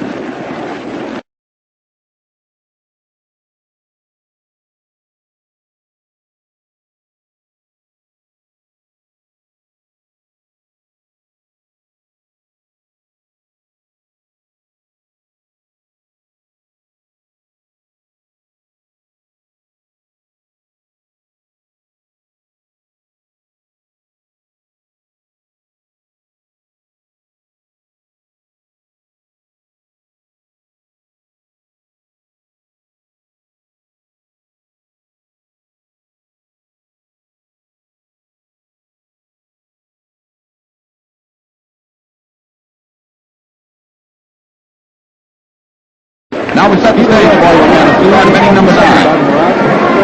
As the sands of time and fortune are running out, and Charlie Graham, as you can see, is using every bit of ammunition he has in his whole arsenal to try to pull this game out. And here in the box total, this is the fourth pitcher. Graham came out there. 1 error for the Tigers. As you know, let me remind you of the right hit and Hank Roy started the ball game, and they collected 3 hits from Roy out on the mound. That was all for him. And Hank Roy was number 2. He was released by Vandenberg during the series in the second inning. Vandenberg's pitch mighty classy ball. He gave up only 1 hit. Given up 8 hits in his 6 in the series. Charged with the loss of 1 game. Now Vandenberg was lifted in the last half of his 5th inning.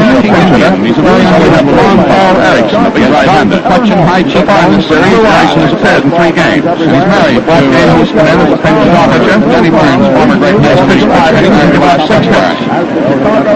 Wise is a sturdy fellow. Erickson hails from Zion, Illinois. He's the one who's called on 6'2", and he weighs 200 pounds, and he's a big and fussy figure out there on the mound. Getting early started, Jimmy Erickson with that hand in first. Then Erickson leading the ball, now Y. That was a fastball that took the inside corner waist high. W-Y-S-E. That was starting to read Buddy Brown from the Parker family.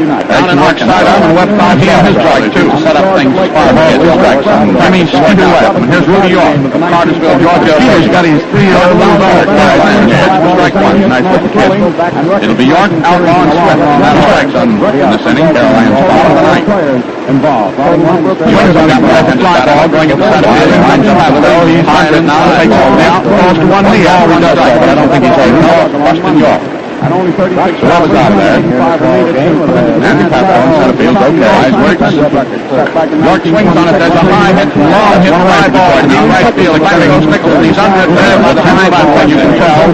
York is on the fact that you don't get too much noise in the background except when there's a Cub rally on. Jimmy out. Chicago fans are pulling for their team. That's right. Here's Eddie Mayo stepping up, batting left-handed. 1-3 in this ball game. All strike. 5 for 27 in the series. Erickson was very fast with the third ball, just above the knees on the outside. He's batted in 3 runs. Mayo bats left-handed. He's 1 for 3 in this game. Backs away from an inside pitch. All by the shed right. Ball 1. Ball 1 strike. Mayo usually parks his chewing gum on that button on the top of his cap. I haven't seen him do it in the World Series. This is a little bit too serious to be parking gum on your cap. 1-1 on there. Erickson pitches sidearm. It's too high. Ball 2. Here's Bob Swift. Now he's taking a look at the Mayo through his glasses and he's standing at 46 feet on top there. He's around 190 pounds. He's 29 years old. He's a sturdy looking right-handed Bundy. 2 balls out in the field on Mayo, and Erickson takes plenty of time to swing the misses once. Now the guy lines up in the middle. Mayo swings on the fly ball. The last year off series. Is Lowry on the running. He's going to walk strike. That's strike 2. That was a pretty deep hit ball. And the pass Lowry starting with the back of the bat, running back into his left. Now Hank back almost to that vine-covered wall out there. He made the catch. Swings on it. There's a bounding ball to Hank. Gets it, throws over to the last inning. And that's Swift is out. And here's Don Kramer. 5-3. Done pretty consistent. Hank Wise does his job 3. Then he now has 10 hits and has nothing to cross strike. We move in. Twins on one side, down the left field, that's half of the right. Strike leading 9-3. Hank Wise, the last pitcher. And the ball game over this point for Chicago and Hank Roy. That's the first pitcher. One strike from Doc Kramer. Getting ready for the Hunter on the last lap. The ninth inning. Howden tries to get the mound. Swings on that one. Slaps it out to center field. There's another hit for him. The ball rolls out. Pat Pope center field and he throws it back into second. And Kramer's on his 3rd hit of the afternoon. That was the first hit of Erickson. And the batter coming up is Greenberg. There's a stir in the stand. There's Big Hank. Hank's been walked twice today, and he's been walked 6 times in the series. First time up this afternoon, he sacrificed successfully.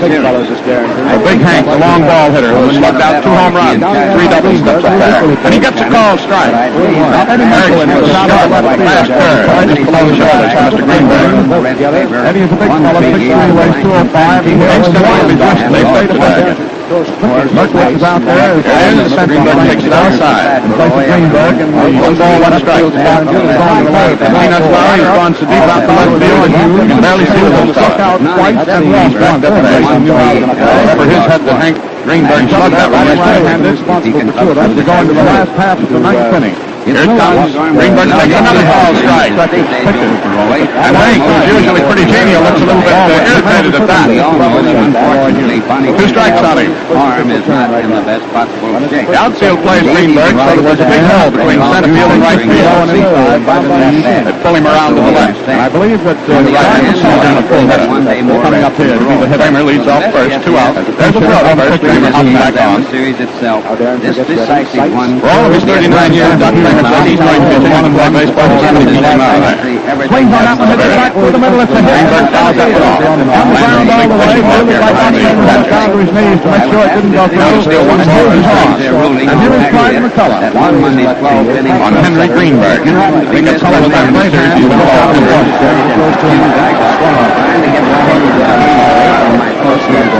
Erickson worked hard, who was Kramer regular to second. The pitch is outside. Livingston has a hard time holding it. Tremendous Kramer is on down to second on the left. Stolen base for him. Right-handed batter. That's the 3rd stolen basing the Tigers in this series. And the second one, he looks a little bit heavier. Colin Mine out on Kramer. Now going to the back a couple of years ago.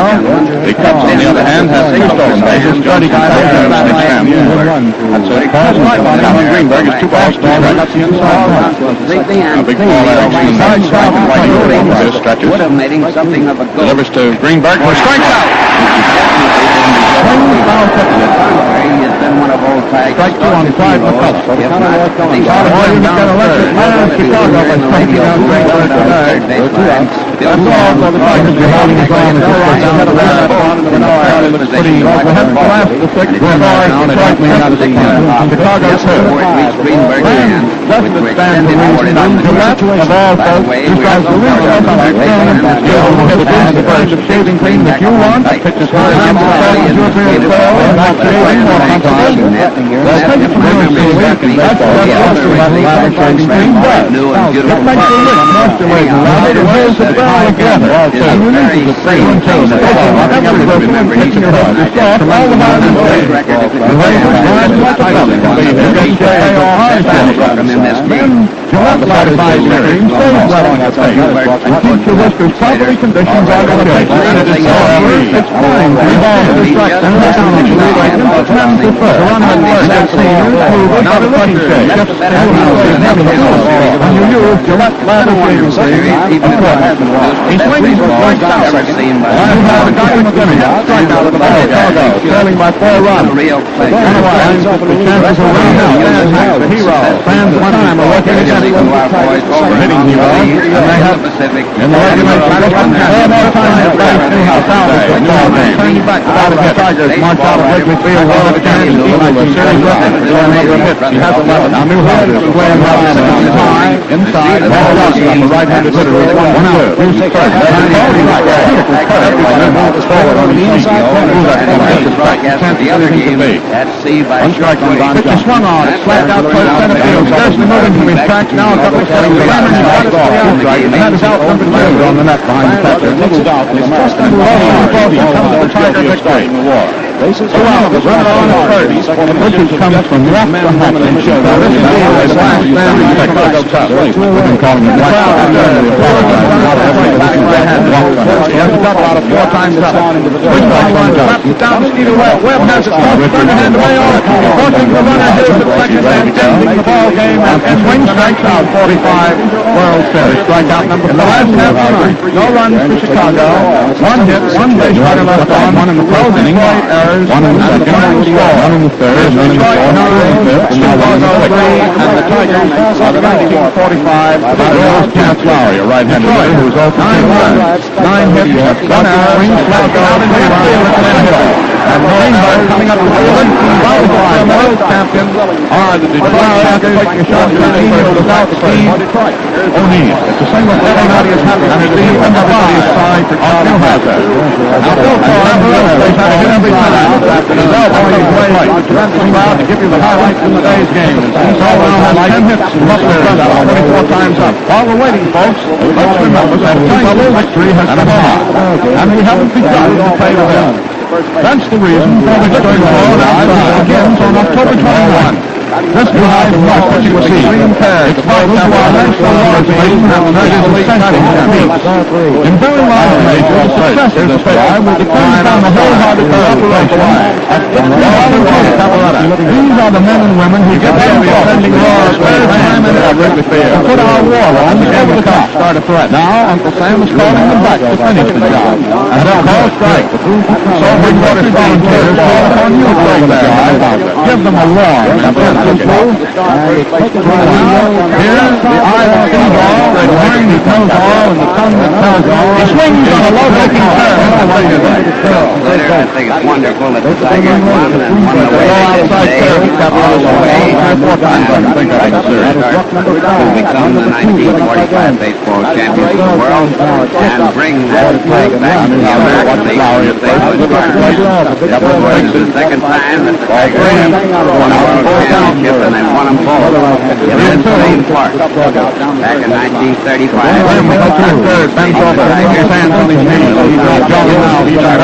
Series. There's the 3-2 pitch.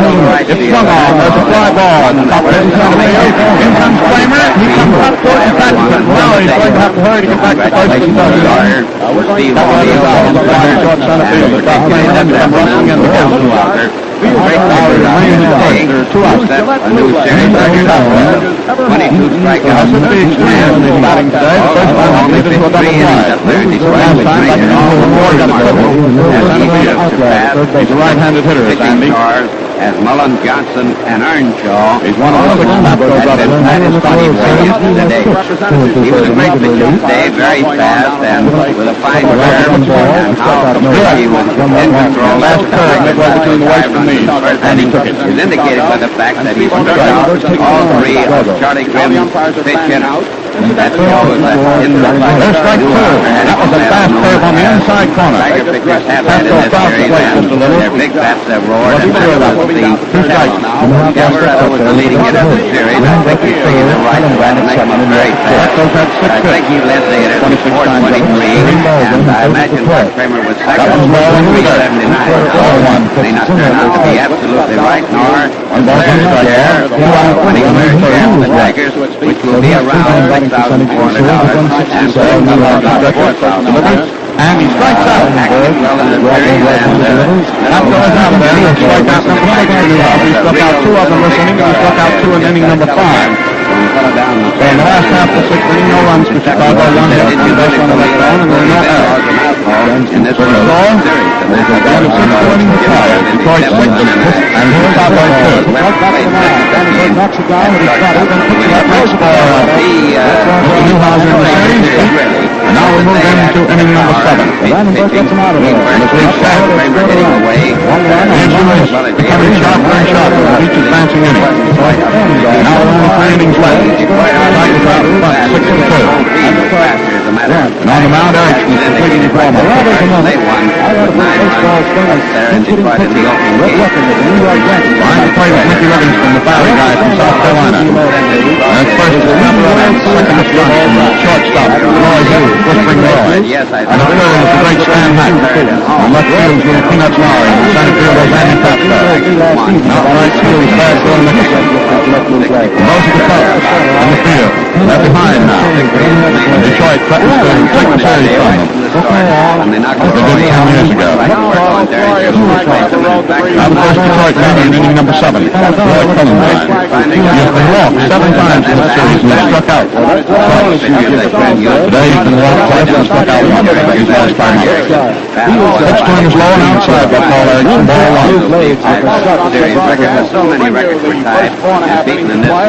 Cullenbine, big and husky. He hit from either side of the plate. Batting left-handed and goes against right hand pitching. Pitching surprised me a great deal. For years, he's been one. Erickson works. It's outside.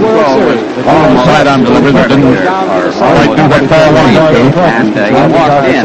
2 runs today, which I'm sure that Derek Bureau never would have done. Roy simply didn't have it. Starting right out of Webb and Mayo. Cullenbine started for it, checked his swing, and it was in just above the knee. And to the one strike that was expected. Kramer down close the box then with a single. Cullenbine, a citizen of Detroit. And after Greenberg, who hurt his right wrist out here in the long-hitting game and wound up finally took him out in the 9th inning, hurt his wrist right. It's inside. All three. Grave question whether The ball is one strike on the first batter for Detroit in the top of the 7th. Erickson looked a little disconsolate after the call on that last one. There's no activity in the top of the 10th. That's a call strike on Cullenbine to a turn.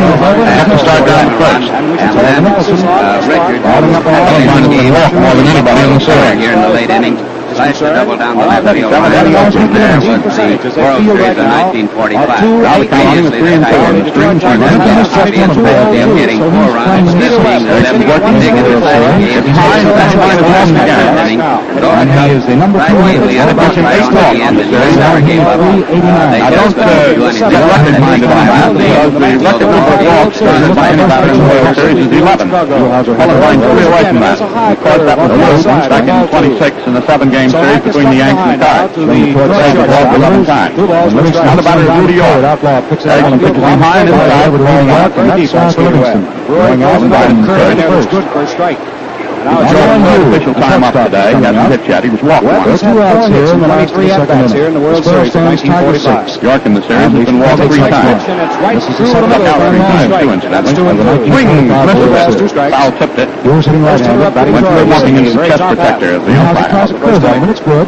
Just above the knees on the outside corner. This throws a high curve. It almost got away from Livingston. Center fielder moves a little to his right, our left. It's just outside. And Nicholson pulls over to the left, too, the right fielder. Pretty good piece of territory between Nicholson and the right field line. York swings, misses. Strike 2. Roy goes 3 and 2. Rudy didn't swing. Foul on that. Second and into right field. Skeeter Webb. And now there is activity in the Cub bullpen. It's Ray Brown out there. For the Chicago Cubs. That, incidentally, in the series, number 19 after Roy. Hit number 1 of him this afternoon. Which leads us to believe that second baseman Eddie Mayo. Pitch. Strike 3. Now Hughes takes it. It's a nice call stance. That's the third one. That's the second strikeout for Paul Erickson. Let's see, as far as strike Cullenbine is still at first. Second one for Hal. 1 out for Detroit in the top of the 7th. Another clean base hit right through the hole into right field. Just tuned in. Scores 6-2 in favor of Detroit. Throw into third. Now here's Jimmy Outlaw. He had 1 hit out, 2 official times. Third base. Mayo singles behind him in the right Swings field. on a foul ball as Cullenbine broke for second. The ball goes down into the stands there, and Cullenbine will go back to first. That's the 20th strike on Outlaw. He's given up here in the 1945 World Series. And Paul Derringer starts Hurley to get ready down. Jimmy battled in a run back in inning number 1 by the simple process of being walked. Starting to throw very rapidly. He's batted in 3 runs in the series. He had 5 hits out of 26 times up. Here is Doc Kramer, who is tied for the number 4 spot in hitting honors. Outlaw's ready to go again. Erickson pitches high. Ball 1. Out of listening in. Captain Hank Greenberg has 1-1 on Little Jimmy. This is the next. Who hails from down in Jackson, Alabama. Very well liked there, and I may add everywhere. He's a swell little guy. There's a throw over to first. Big Willie Cullenbine was not far off, and so he didn't have to do much by way of getting back.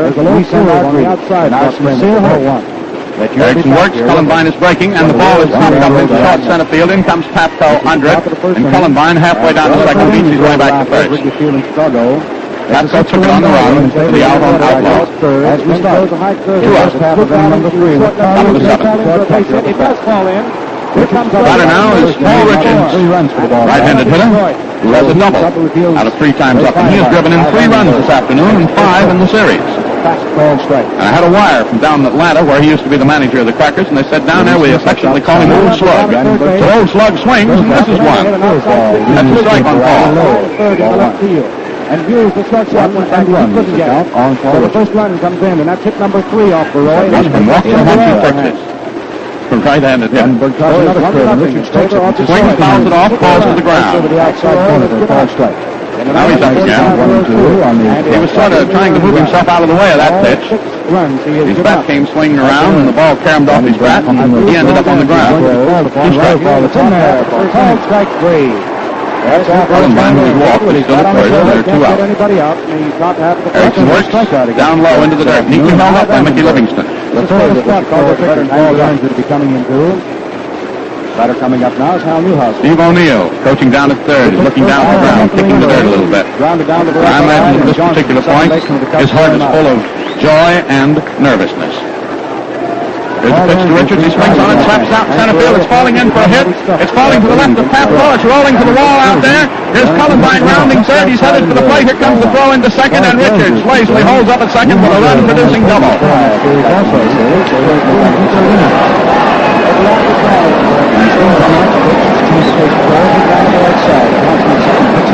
That's the second double of the afternoon for Old Slug, Paul Richards, and it's his 4th run batted in today.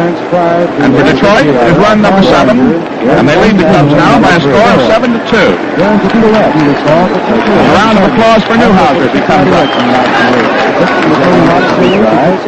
That's left-handed. Erickson pitches him inside, ball 1. Paul Richards takes a lazy lead off second there. Not lazy in that sense, he's just relaxed. Newhouser swings on one, slaps it out towards center field. Paplo going to his right, takes it nicely on the run. That's all for Detroit in the top of the 7th. 1 run on 1 hit. There was 1 base runner left on. There were no Cub errors. And the score at the end of 6.5 innings of play is Detroit 7 and Chicago 2. Well, now, just about everybody knows genial Irish Joe Cronin of the Boston Red Sox, one of the greatest shortstops of all time. Joe, who has spent more years as a player-manager than any other major leaguer, is with us here in the booth again this afternoon. Time ran short when you were on the air last Saturday, Joe, so let's pick up where we left off. You know, we say that the Gillette Razor and Gillette Blue Blade are the greatest shaving team on earth. What do you think? I'm with you 100% on that, Bill. From my experience, no other combination compares with it for easy shaving. Right you are, Joe. That's because the Gillette Razor and Gillette Blue Blade are made for each other and work together perfectly. Well, they sure do a smooth job with my whiskers every time. Well, that's putting it very straight, and thanks, Joe Cronin. Remember, men, look sharp, feel sharp, be sharp. Use Gillette Blue Blade with the sharpest edges ever honed. Now it's the home half of the 7th inning, and still the Chicago fans are on their feet in the old baseball custom. Nicholson is going to be the first hitter for Chicago in the last of the 7th.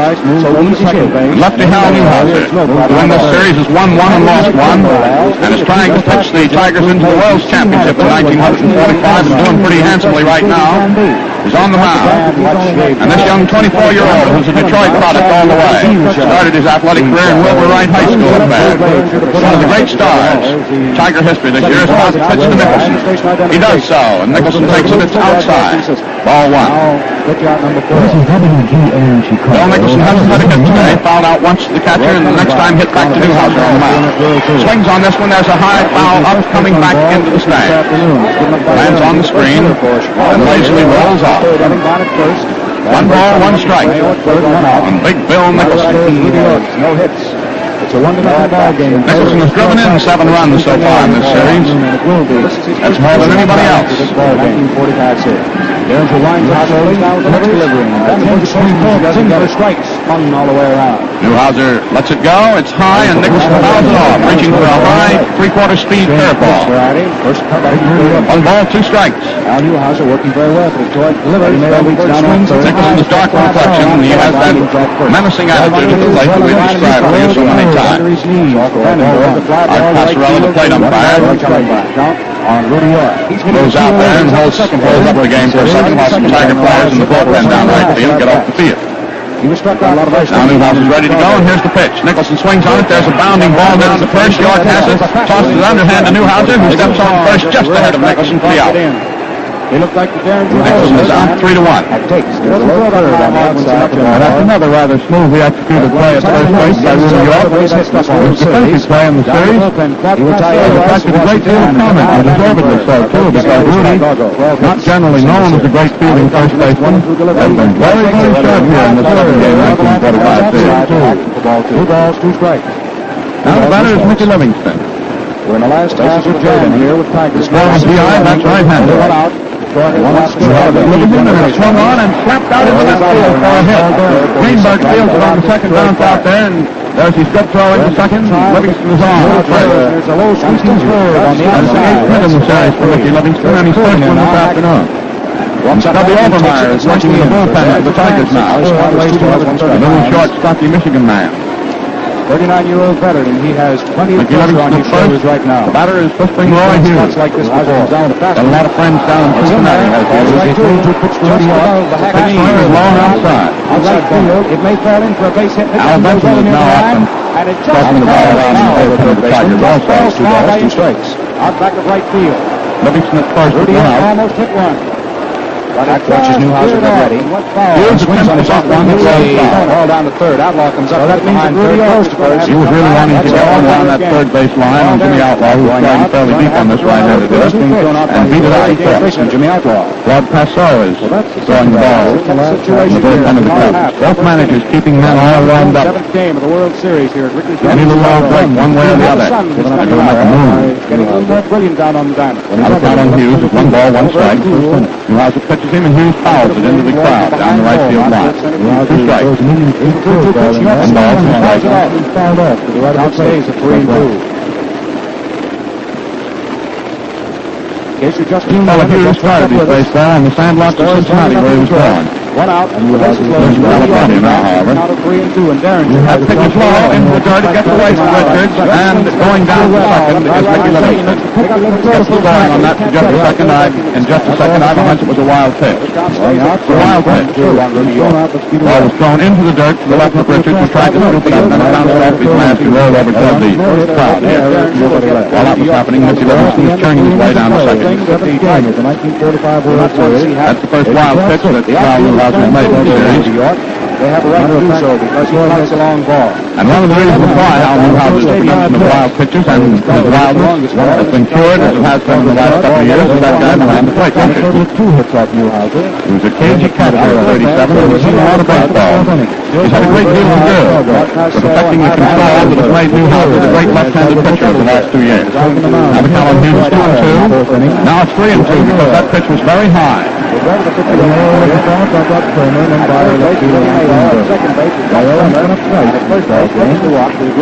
pitcher Erickson is supposed to hit next, but I imagine we'll have a pinch hitter for him. Hughes can do some business. That pitch is low into the dirt, bounces into Richard's glove. It's a walk for Hughes.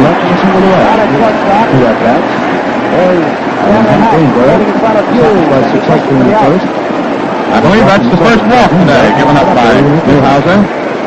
And here comes Frank Sikory up to be a pinch hitter.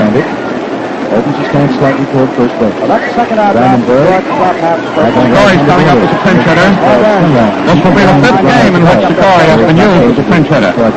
And he has had 2 hits out of 4 times up. That gives him as a pinch hitter a 500 batting average, which is nothing to be sneezed at. Now there are cut runners at first and second. There's only 1 out. Sikory, the right-handed batter, is standing in there.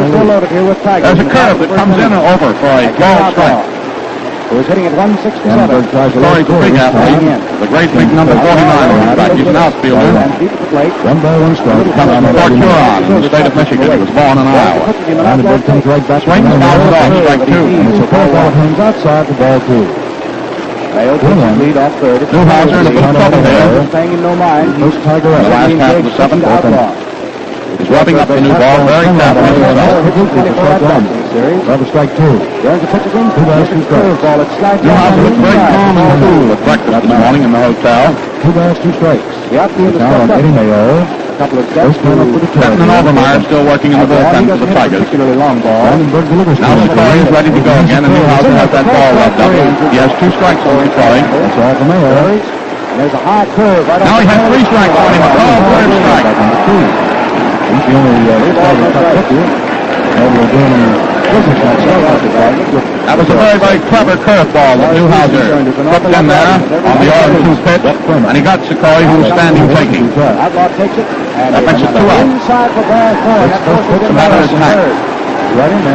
Smiling Stanley Camfield Hack, the Californian, who's been one of the stars of this series. That's left-handed. This is his fourth time up today, and he hasn't hit today, although he has 11 hits so far. The pitch is close to him and inside. Ball 1. Livingston at second with itchy feet. Hughes at first. His itch 2. Pitch to Hack is high for ball 2. 2-0 the count. That outfield move back to Greenberg. And regardless of how this series goes out, there's a great figure in baseball at that plate down there, Stan Hack. Out on that mound is a great young left-handed pitcher. He should have a magnificent career ahead of him, Harold Newhouser. Big hole in right field. Stands deep. Pitching here with very little rest today. There's a ball strike that he whips in on Hack. Curveball just above the knees, nipped the outside corner to the left-handed batter. The count on Richards now is 1-1. Now Mayo tries to sneak behind Livingston at second. The crowd warns him. Hack swings on that, but he goes to Outlaw down at third. He steps on third, forcing Livingston, retiring the side. Hack hits into a force out. Score Livingston out at third to the first third baseman, unassisted. So in the last half of the seventh inning, no runs for Chicago. 1 hit, 2 base runners left on. There were no Detroit errors. At the end of 7 full innings of play, the score is Detroit 7, Chicago 2. Now, when this crucial game ends this afternoon, stay tuned in for Bill Coram, famous columnist of the New York Journal American Sports Staff. Here a brief report of highlight today's baseball traffic. Now, while we're waiting for the start of operations on the top of inning number 8, let's take a little pause here, 10 seconds, for station identification. Remember, men, look sharp, feel sharp, be sharp. Use Gillette Blue Blades with the sharpest edges ever honed. This is the Mutual Broadcasting System. This is WGN Chicago, serving the Middle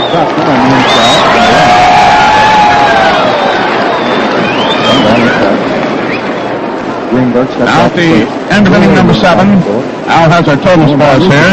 Detroit 7 runs, 8 hits, 1 error. Chicago 2 runs, 6 hits, and no errors. And now coming into pitch for Chicago in the top of the 8th inning is Claude Passau. Passau has been, as you know, one of the great figures in this series. Pitching up in Detroit, one of the most perfect games ever hurled in a World Series. Passau, appearing in his 3rd game, has pitched 15 2/3 innings. He's given up 6 hits. He has struck out 3, and he has walked 7. And he is credited with 1 victory and no defeats in this series. When he failed to come through down here, why, he was out, and the Cubs went ahead and won the ball game, so he was not credited with a defeat, or debited, rather, with a defeat. First batter he faces is Jimmy Webb, the right-handed hitting shortstop of Detroit. Passau pitches to him, low and inside. And Claude is working out there with a badly split fingernail on his left hand when he flagged down a hot line drive the other day, which is characteristic of Passau. 2 outs in the top of the 4th, and Hank Greenberg Webb fouls that one off. It's a high pop-up coming back into the stand. 1 ball, 1 strike. Now down in the bullpen for Chicago is Brooklyn's Bob Chipman, a lefty. And it's a strikeout for the Reds. Valentine is out of there. 1-1 is the count that the sturdy tongue-up farmer from Mississippi, Passau, had on driving. Now the count's 2-1 because that pitch like that with Passau was too high. So all 3.5 innings of play. The score stands Tigers 6. Well, we've got up the damage now, and the first inning is 9. We all like to watch it pitch. Passau working short wind-up. Yes, Webb taking high, ball 3. 3-1. Speed counts for plenty and shaving, too. One man left. And the call steps up to the Cubs now to try to get these Tigers out of here just as rapidly as possible. And then come back in the 2 innings of the regulation length and left to Chicago. See what they can do about this 5-run deficit. What's more, Here's pitch. like it's a barrel of water against the wall. So Webb is walked. When you shave Yes, the smooth, Gillette refreshing second, all step Gillette in Just the second walk Here's this what year I'm has gotten in the series. Lubricate your blade. That's the 8th man he's walked. Whisk them off with today's For Gillette extra Blue shaving Blade and speed your and Gillette comfort. razor. Now the batter is Kenny Mayo. Gillette Brooks. Very best. Mayo has 1 hit out of 4 thirds up today. That's a 4-time show. 6 for 27 in the series. Gillette Brooks was That hold soon. abundant moisture and stay wet on you. Now for the last half of inning number 4. Eddie took his left leg away from an inside pitch. Ball 1. Never say it through a fellow's coming up for his working together at bat. They give you the slump change of your life. Ask your dealer for Gillette He's taking multiple times, taking a look at the wedge. Being held on at first by Cabaretta. Out on the mound, makes pitch. Paso delivers. Use Gillette blue blades to the shot slip. Down the left field line. Larry gets down, gets a double handful. The ball rolling to the corner. It's being faced by Lowry. Waves up that side. Webb around third, coming on in to score, and holding up the second for the double is Mayo. One ball, one strike. Got themselves 5 runs on 4 hits. 3 hits coming off Roy and 1. Harder works again. Coming off the swings on it. There's a foul ball going out of right center field. Going over the first ball. Then coming back to the first for the out. So right center field. Roy Cullenbine. Scooped in front of Doc Kramer to make the play. This afternoon. Swings, fouls off. That's one away in the last 4th inning for the Chicago Cubs. Eddie Mayo, who doubled just a moment ago, drove in left first after Weatherspoon walked. And whose double was his 7th. He's coming up now. Mayo leading off. Had a single in the first inning. Right field. Doc Kramer swings on that one. Count on the ground. Down to Don Johnson. Second. Johnson bobbles it, picks it up, throws to first in time. Max had 11 hits for Johnny The ball game is going to bobble away from him. He reached up in the air with his right hand, plucked it out of the air, threw it to first to get Kramer. Mayo going to third on the fly. One out. Runner at third. Score 8-2 in favor of Detroit. And this third goes through the crowd. Greenberg comes to the plate. Doc Kramer picks it up on the third skip and fires it into Big Hank, the second baseman. That strikeout Cabaretta was on with a solid hit. Greenberg has walked twice, sacrificed once, and struck out once. This is his 5th time at the plate in this ball game. Stands here at Chicago. Pitch is close to him and a little bit high. Ball 1. Takes a look at the first pitch, and it's a high curve. The Detroit partisans here, and their numbers are not legion, back in the first inning, are shouting for Hank to get a hit. They'd like to see him slug that long ball. There's a fly ball to center. Doc Kramer goes back into his Paso is walking around on the mound, kicking some dirt out of the way. Here comes Cabaretta moving into third. Scotty Kramer's waving him on in. Here comes the throw to the plate. Paso, the fifth pitcher for Chicago this afternoon, starts his name, P-A-S-S-E-A-U. There's the pitch. Greenberg swings on it, slices it out into left field, and Lowry comes in and makes a sensational running catch on it. There's the throw to the plate as Eddie Mayo comes in to score easily with run number 9. Mayo had to go back to third and touch up. Lowry came in, made a running catch on that line drive. Greenberg's out into left field, retiring Greenberg, but Mayo, speedy on his feet, came in to score run number 9 for Detroit. Fly ball was carried by the wind. That makes it 2 out, nobody on, 2 runs in here in the top of the 8th inning, and up comes Cullenbine. Cullenbine, who has been walked 8 times in this series, steps up there and fouls off the first pitch from Paso. Strike 1. Swings and misses for strike 1. So the road becomes steeper for the Cubs. Johnson with his double. Paso delivers a little high. Cullenbine taking it for ball 1. 1 ball, 1 strike. Now a 6-2 ball game. Al delivers and Nicholson. Cullenbine has struck out and strolled 3 times in this game. Another pitch to him is high again for ball 2. Big Roy, who got off to a slow start in the series, come through in fair fashion. He has 5 hits out of 21 times up. Swings on that one. There's a towering high infield pop-up like on the grass under it is Johnson now at second, and he takes it for the out. There's one out for Chicago here in the 4th. That retires the side for Detroit in the top of the 8th inning. 2 runs on 1 hit. There are no base runners left on, and there were no Chicago errors. So at the end of 7.5 innings of play, the score is Detroit 9, Chicago 2. Well, it was Joe Cronin, famous for his affable way and his ready smile, who said earlier today that in his experience, no other shaving combination compares with the Gillette razor and Gillette Blue Blade. Now, I might add that in the Army and in the Navy, on land, on sea, and in the air, it's the Gillette razor and Gillette Blue Blade by overwhelming odds. Naturally so, for the Gillette Blue Blade and the Gillette razor are made for each other, in the same factory, by the same skilled craftsmen, to the same high precision standard. Yes, today's Gillette Blue Blade and your Gillette razor are the perfectly matched shaving combinations. They fit exactly, work together beautifully, and turn in the smoothest performance known in shaving. Remember, look sharp, feel sharp, be sharp. Use Gillette Blue Blade with the sharpest edges ever honed. Now the home half of the eighth inning. And again, Hal Newhouser returns to the mound. And again, young Prince Hal will work that left arm of his. Throws it over to first. And he has been, despite the fact that he got off in series to a faltering start and losing that first game at Detroit. He has been in the series after the season the main pitching help of the Detroit Tigers. Once Newhouser out there today, pitching with just a couple of days rest.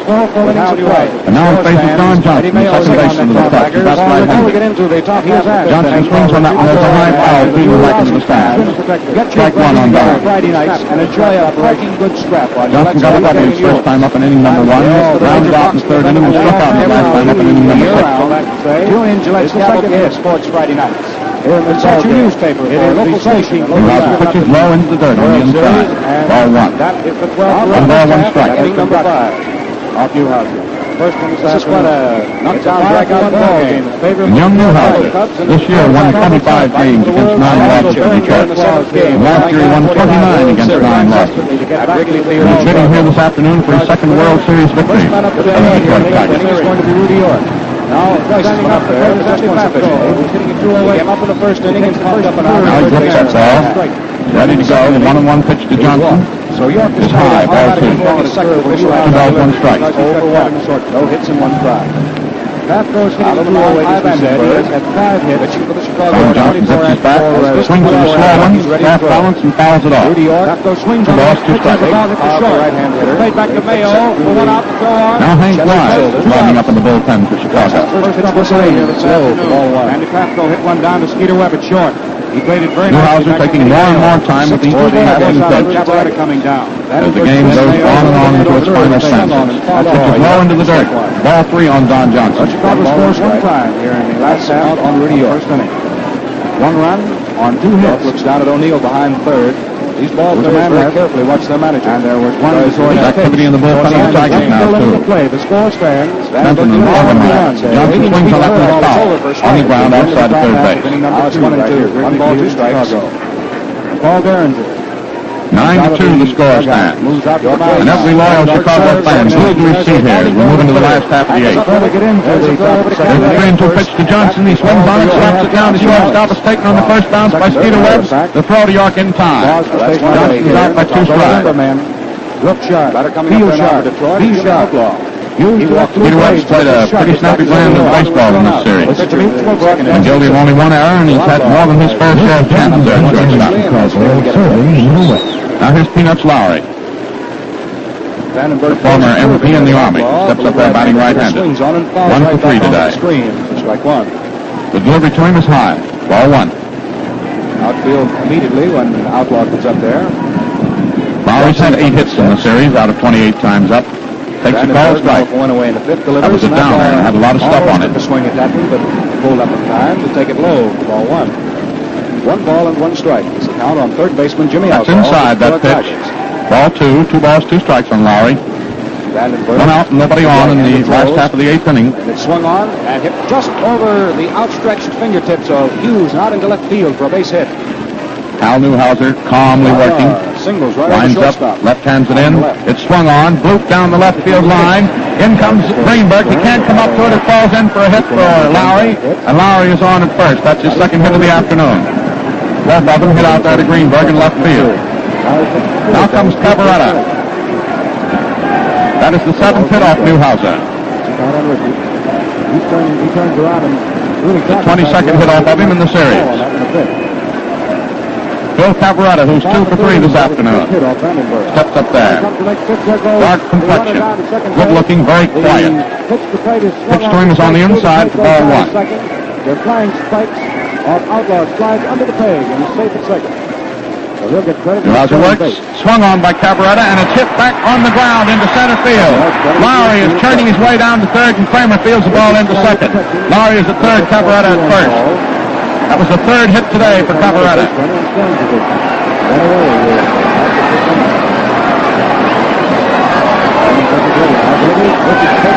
Now here's Pafko, batting right-handed. He has a triple and 3 times up today. And the pressure is on Handy Andy. Swings on that one. It's a high foul coming back into the stand. Strike 1 on Pafko. And here's the kid from the farm country of Wisconsin. who with his 5 brothers used to get up in the morning an hour ahead of time so they could get their farm chores done and go out and play some Pafco baseball. And here he is with his team behind at bat, with a chance to strike a great blow for his team, the Chicago Cubs, here in the 8th inning of the deciding game of this 45 World Series. Swings on that one, hits it on the ground, foul, outside at third base. Score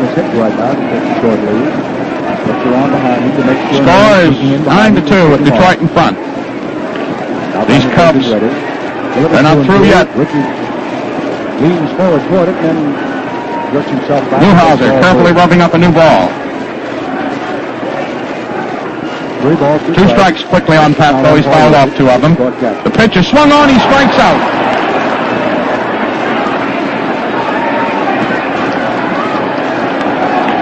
Newhouser struck out Pafco twice in a row with men on bases. And for Newhouser, that is strikeout number 8. In the series, it's his 20th strikeout. That makes it 2 out now for Chicago in the last of the 8th. And still Caparettis at first and Lowry at third. And here's Nicholson. Nicholson hasn't hit today. Hasn't gotten the ball out of the infield. Takes an outside pitch for ball 1. Nicholson, who has batted in 7 runs, more than anybody else in the series. There, batting left-handed, swings on one. There's a high, towering foul off to the right of the plate. Richards goes over to the stands, but it's going into the stands. That's a strike on Nicholson. 1 ball, 1 strike on Bad Bill.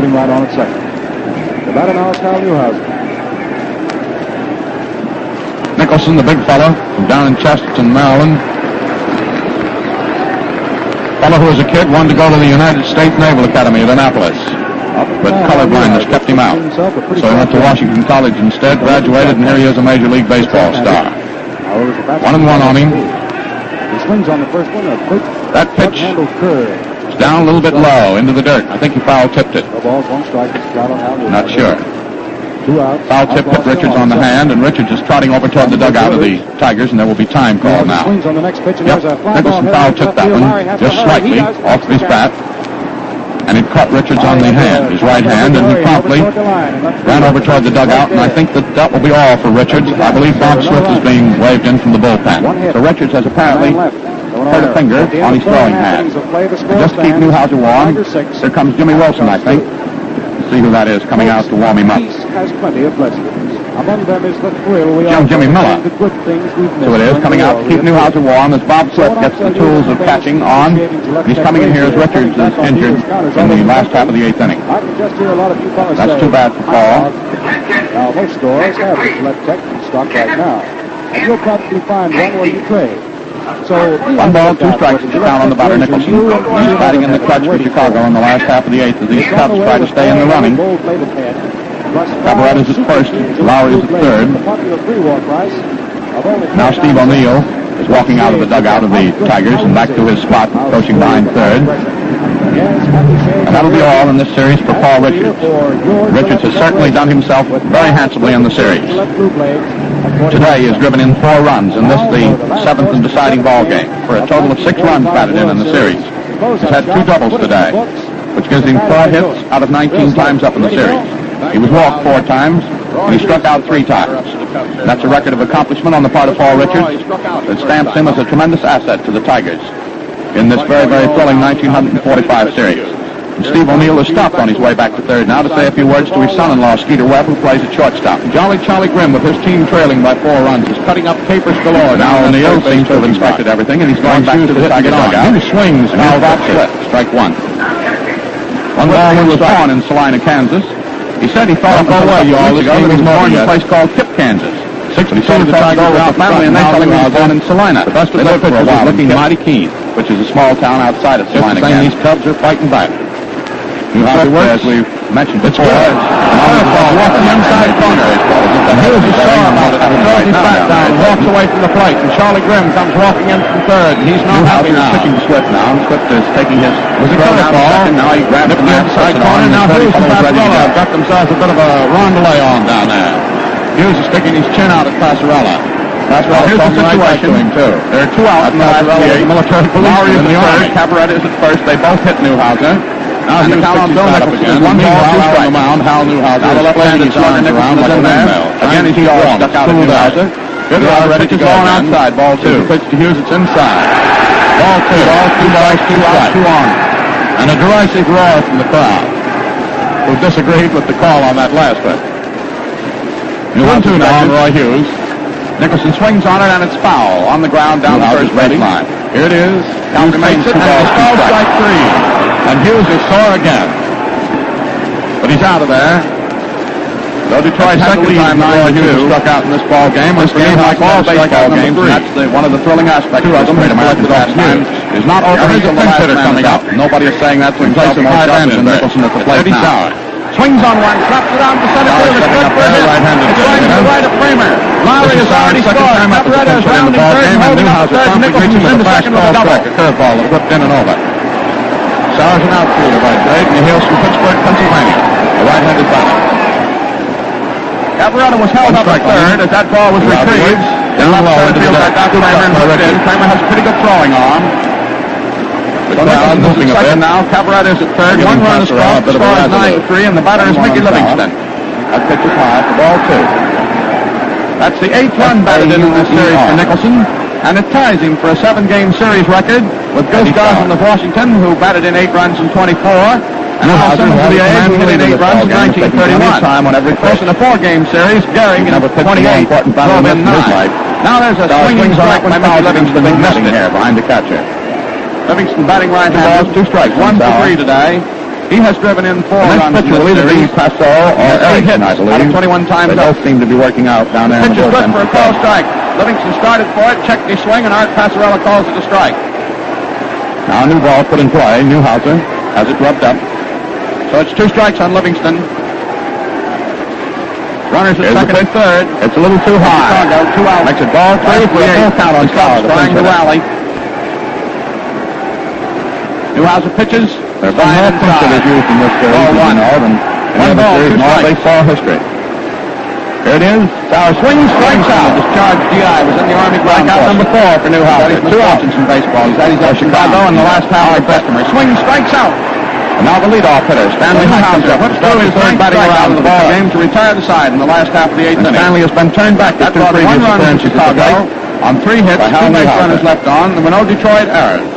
So the score at the end of 8 full innings of this thrilling 7th exciting game of the 45 series Newhouser seems to be getting sharper and sharper as this game wears along. Chicago 3. Well, you can't afford to miss Bill Corum's highlights of today's thrilling ball game. Ground ball to shortstop. Stay tuned in. Scoops it out of the dirt. Great reporter doing just right off the cup. Just as soon as the last man is out in this game here at Wrigley Field. So in the last, the 5th inning, there's nothing across for the Chicago Cubs. And the score at the end of 5 full innings of play is Detroit 6 and Chicago 2. And I believe it's big blonde Paul Erickson who's coming in to be the next pitcher for the Cubs. We'll wait till he's officially announced. He's taking the stride in, though, from out there in left field where the bullpen is located. And while Erickson is coming to the mound to complete his warm-up pitches and to appear as the 4th pitcher this afternoon for the Chicago Cubs, let's pause here 10 seconds for station identification. Remember, men, look sharp, feel sharp, be sharp. Use Gillette Blue Blades with the sharpest edges ever honed. This is the Mutual Broadcasting System. This is WGN Chicago, serving the Middle West.